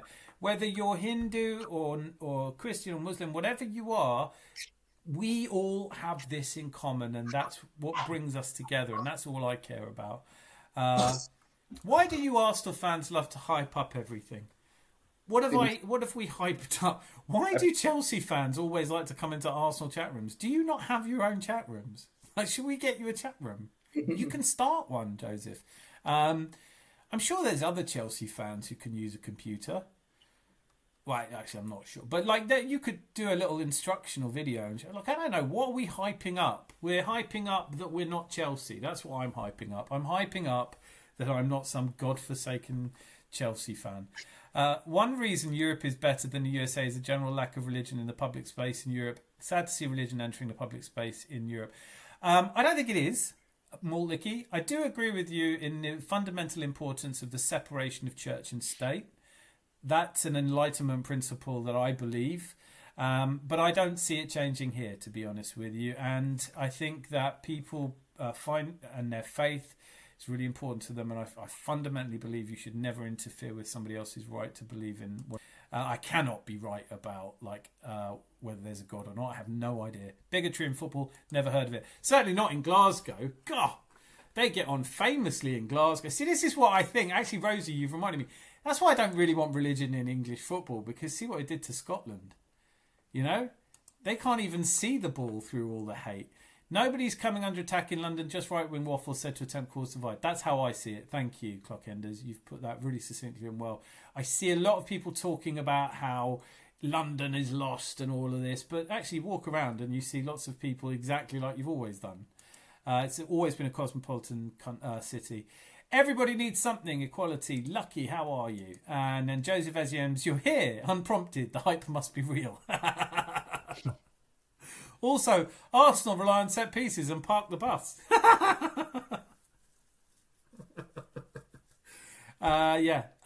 Chelsea fans are always great value. We do, of course, park the bus. Who was it originally? When was our last set goal? I don't know, but didn't Chelsea score a set-piece goal against us? Wasn't that their goal? Didn't they score from a corner? Am I making that up? Yeah. And wasn't it Jose Mourinho's Chelsea who invented Park the Bus? So, yeah, you're right. Parking the bus is just shit, and scoring from set-pieces doesn't count. So we beat you 1-0, and you're shit. Right, Joseph, you're welcome, but keep it respect. No, don't. Rosie, let him listen. This is the only chance he's going to get. The thing I would say this is my general message to all Arsenal fans. If you're being goaded, it's because they fear us. He's not jumped into a Tottenham Arsenal. He hasn't jumped into a Tottenham channel, has he? He hasn't gone on to a Man United or a Man City one. If they hate us, it's because they're wrong. And if you're going to make comments, back them up with facts. It doesn't need to. He's Chelsea. They haven't got any facts. What big teams have Arsenal beaten this season? Newcastle, Man United. How's that? Do you like that? Bayern Munich. Oh, they're not big. Atletico Madrid and Bayern Munich are tiny. Shit show. Yeah. Slavia Prague. Burnley. Burnley. Exactly. Bigger? Do you mean bigger than Chelsea? Because I could name a few. But also, whatever we've done, however badly we're doing, can I be the first to point out to you that we're still kicking your ass? No, didn't your Premier League title challenge last like a week? Wasn't it over in a week or something? Did I miss something? Are you taking solace from the fact that you're fifth, that you might qualify for the Europa League? Is that what you're saying? Have you lost 4 games this season? Yeah, all right, that'll do. But no, it is. I love it because Chelsea fans come into an Arsenal pub and start going, "You lot of shit." It's like, that's right. Notice I'm not in a Chelsea channel. Zanzi praying to the KFC chicken burger shows a man who has his priorities right. Oh yeah, shit! I forgot set pieces aren't part of football, are they? Park the bus. We don't know how to park the bus. We don't even have a bus. What are you on about? Rosie. Okay, so and don't tell me Bayern, Atletico, United. I mean, what top teams have you beaten? Yeah, we're shit. How comes you couldn't beat us at home? Why did you celebrate like it was a victory when you drew? And why did you lose at home to Sunderland? And why aren't you on a Chelsea channel? There must be some. I'm cool. Fans want high standards, all backgrounds, but we have to be sensible too. True that. Joseph, you're starting to troll. This is your first warning, mate. He's been here before. I'm just saying my thoughts. He is literally just saying his thoughts, and he hasn't got many of them, so don't hate on him. It's too late to be arguing with people on the internet, Rosie. Fuck them. Don't, just... I'll tell you what I'll do. I'll just ignore him. Joseph, have you heard of a team called Bayern Munich? Nope, he hasn't. You're not, Joseph. You're having a go. You're going to say Arsenal rely on set pieces and part of the bus. Show your receipts. Yeah, Rosie's in... I love it when Rosie gets busy. With the Arsenal situation, I've always said you can't keep turning up every week playing poorly and winning games. It doesn't work, bro. It doesn't work because... we'll never be top of the league that way, will we? And also, we are playing well. What the hell are you talking about? I don't get it. There's hate and then there's blind hate, isn't there? Do you know what I mean? Like, there's people who say things and, fair enough. I think we battered Tottenham 4-1. They're shit. I don't know what to say to you. Like, when we beat a team, it turns out they're shit. When you lose to them at home, like, we got a draw away to Sunderland and everyone said we were shit. You got beaten at home by Sunderland and everyone said, oh, it's just Chelsea. All that will happen if you come against a team that are playing well and you're stuck in that gear, but okay, well, you'll put some money on it. Put money on Chelsea to win the league. You'll be a millionaire. I have to admit, out of the 23 games we've played this season, we've only managed to win all of them, bar 3. So we are playing shit, aren't we? Not quite true, by the way. Of the 15 games we've played in the Premier League, we've won 10 of them. We did draw 3 as well. We drew to Sunderland, we drew to City, and we drew to... Oh, we've drawn 3 now, isn't it? Yeah, so... Yeah. So, I mean, but that's okay. There's a thing called a table. 23. Chelsea, look up. If you want to find out how we're doing, look up. Don't hurt your neck. Joseph, remind me who's top in the Champions League, who's top of the current Premier League, who's got the best goal difference in both. I'll wait. You've been waiting a while. Facts hurt, Chelsea fans. Joseph is taking some time to think about the shit he keeps talking. Don't fuck with Rosie. That's my message to you all. Jesus needs to bathe in holy water every day. He's looking good and really hoping he's found his groove again. I think we all love Jesus, don't we? How could you not love him? I mean, those cheekbones. No, I just think Jesus is, for me, it's such a shame he's been injured, right? Because the way he plays football is attractive. And I know he's not an out-and-out striker, but I don't really care. He does things other players can't do. And he scores goals other players can't score. I had to listen to somebody today saying, it was a Tottenham fan going, Richarlison's doing better than Gyökeres. And you were like, Richarlison scored 22 goals in the league for you in 5 years. You know how bad Gyökeres would have to be? He's only a goal behind Richarlison and Richarlison's best season. So, right, I haven't seen what Real Madrid have done. I keep expecting them to sack Xavi Alonso, but I think he's staying for a bit, isn't he? Lol, down from older school, these things don't matter for the current generation. Joseph's back. I'm really happy with the way Arsenal improved under Mikel. Every year we seem to get better. Long may it continue. Yep, agree with you. These things being differences of religion.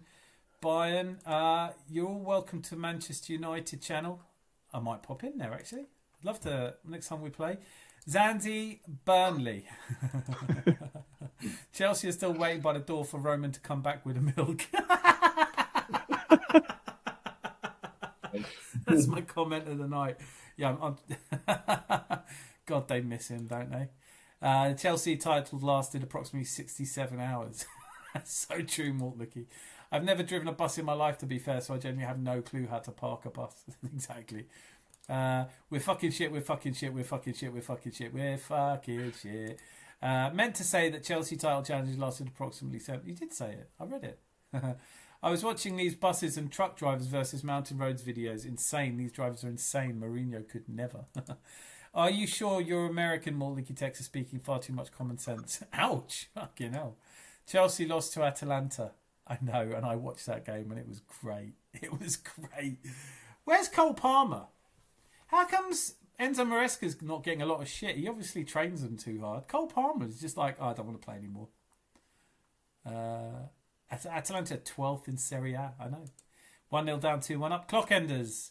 There are islands of common sense even in Texas. I can't wait to go to Texas. I'm coming to Texas. I really want to go to Texas. I wouldn't mind winning the league on goal difference. Rivals would squirm to the last second. I would. I don't think I want to see us do that.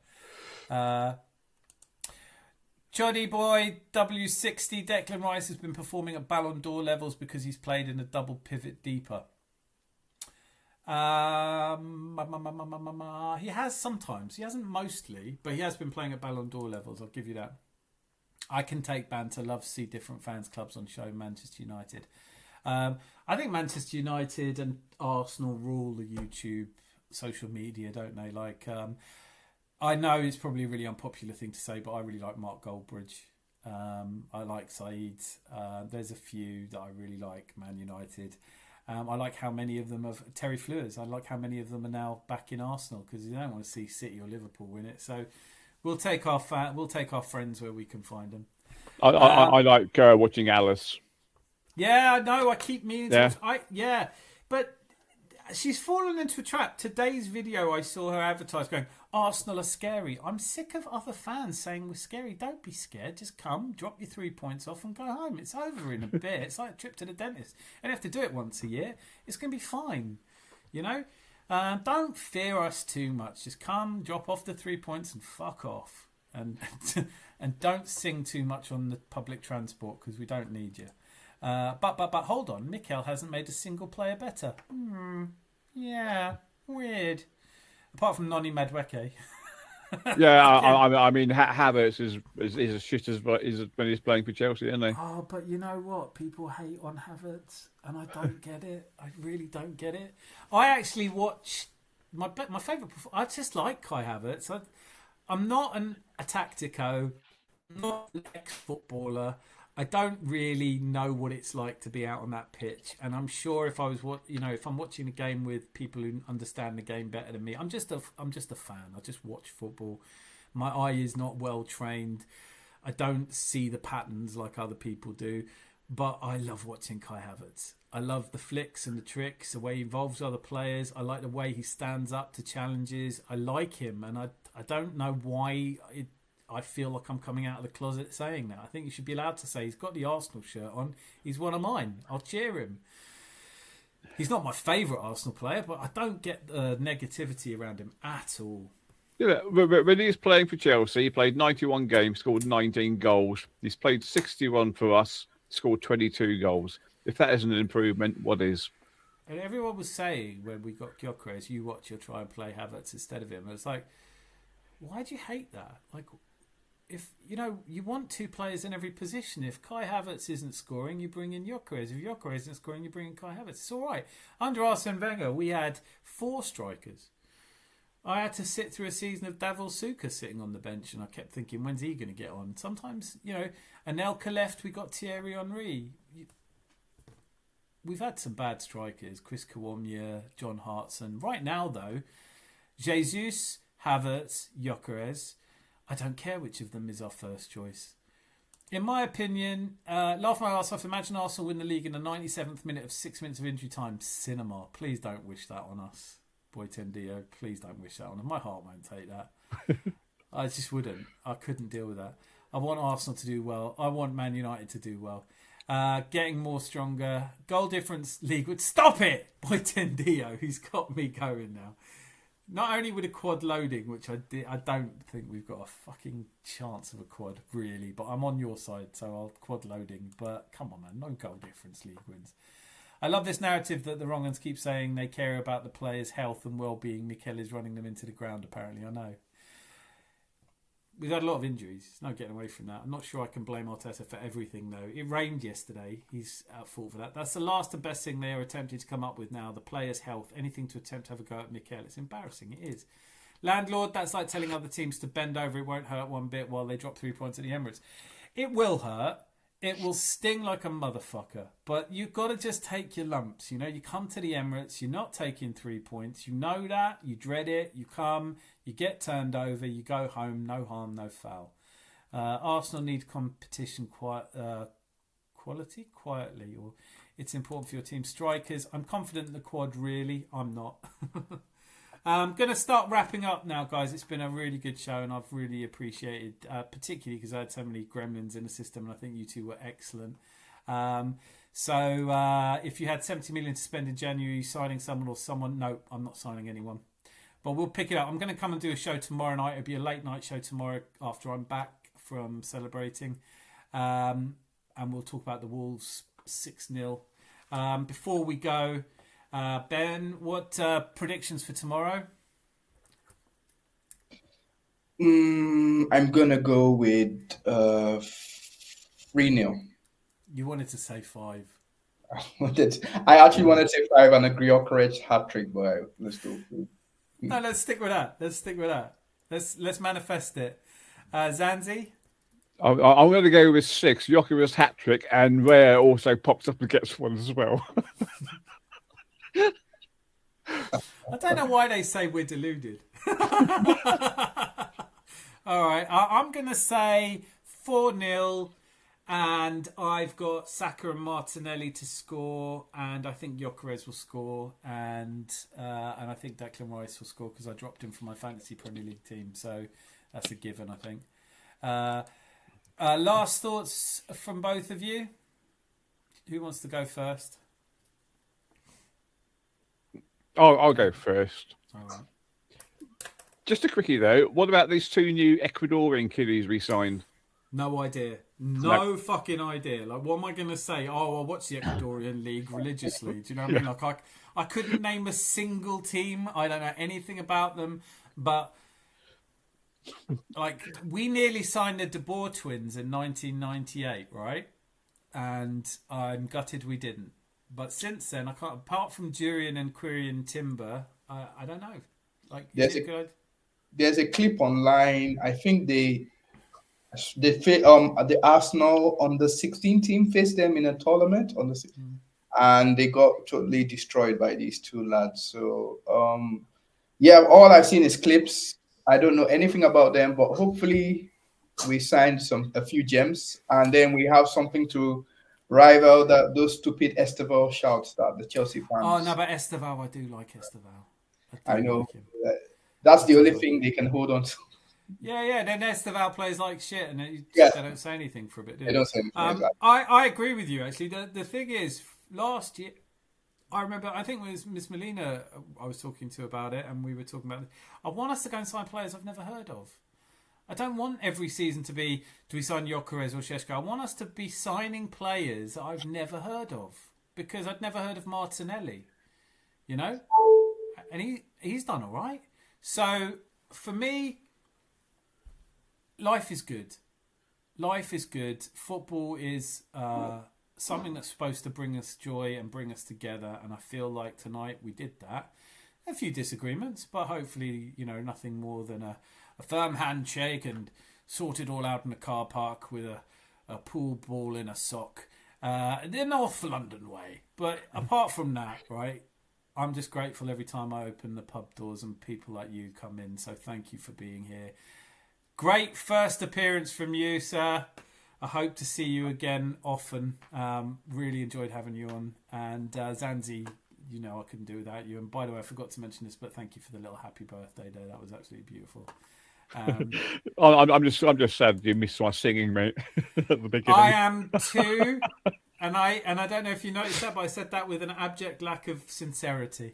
Yes, you did. And I totally agree with you. And also, I'm glad I didn't. It might have been a copyright strike. I'll have to go and check in a minute. But Jose, I'm going to leave it on your comment, which is I'd like to request a duel. I fucking love it. You are the best. And Boy Tender, yeah, okay, I'm looking at some Edwin Quintero clips. He looks a bit too good to be real. It's just highlights, though. Good show, Night All. Thanks, Maltlicky. Clock Enders, there's no world we lose against Wolfsboro. Might not be slapping like much predicting, though. I don't care if it's a 1-0. I don't care if we score. I don't care if Gyökeres scores with his penis again. I don't. It just doesn't. None of it matters to me. I'm Arsenal till I die. And every time we win, I'm happy. Saliba, Gabriel, Timber, back three. Rice, Zubimendi, double pivot. Eze, Martinelli, Havertz, Saka, front four, and we'll win everything. Good way to end the stream. Thank you all for being here. Until I see you tomorrow night, be lucky. Lots of love. Bye.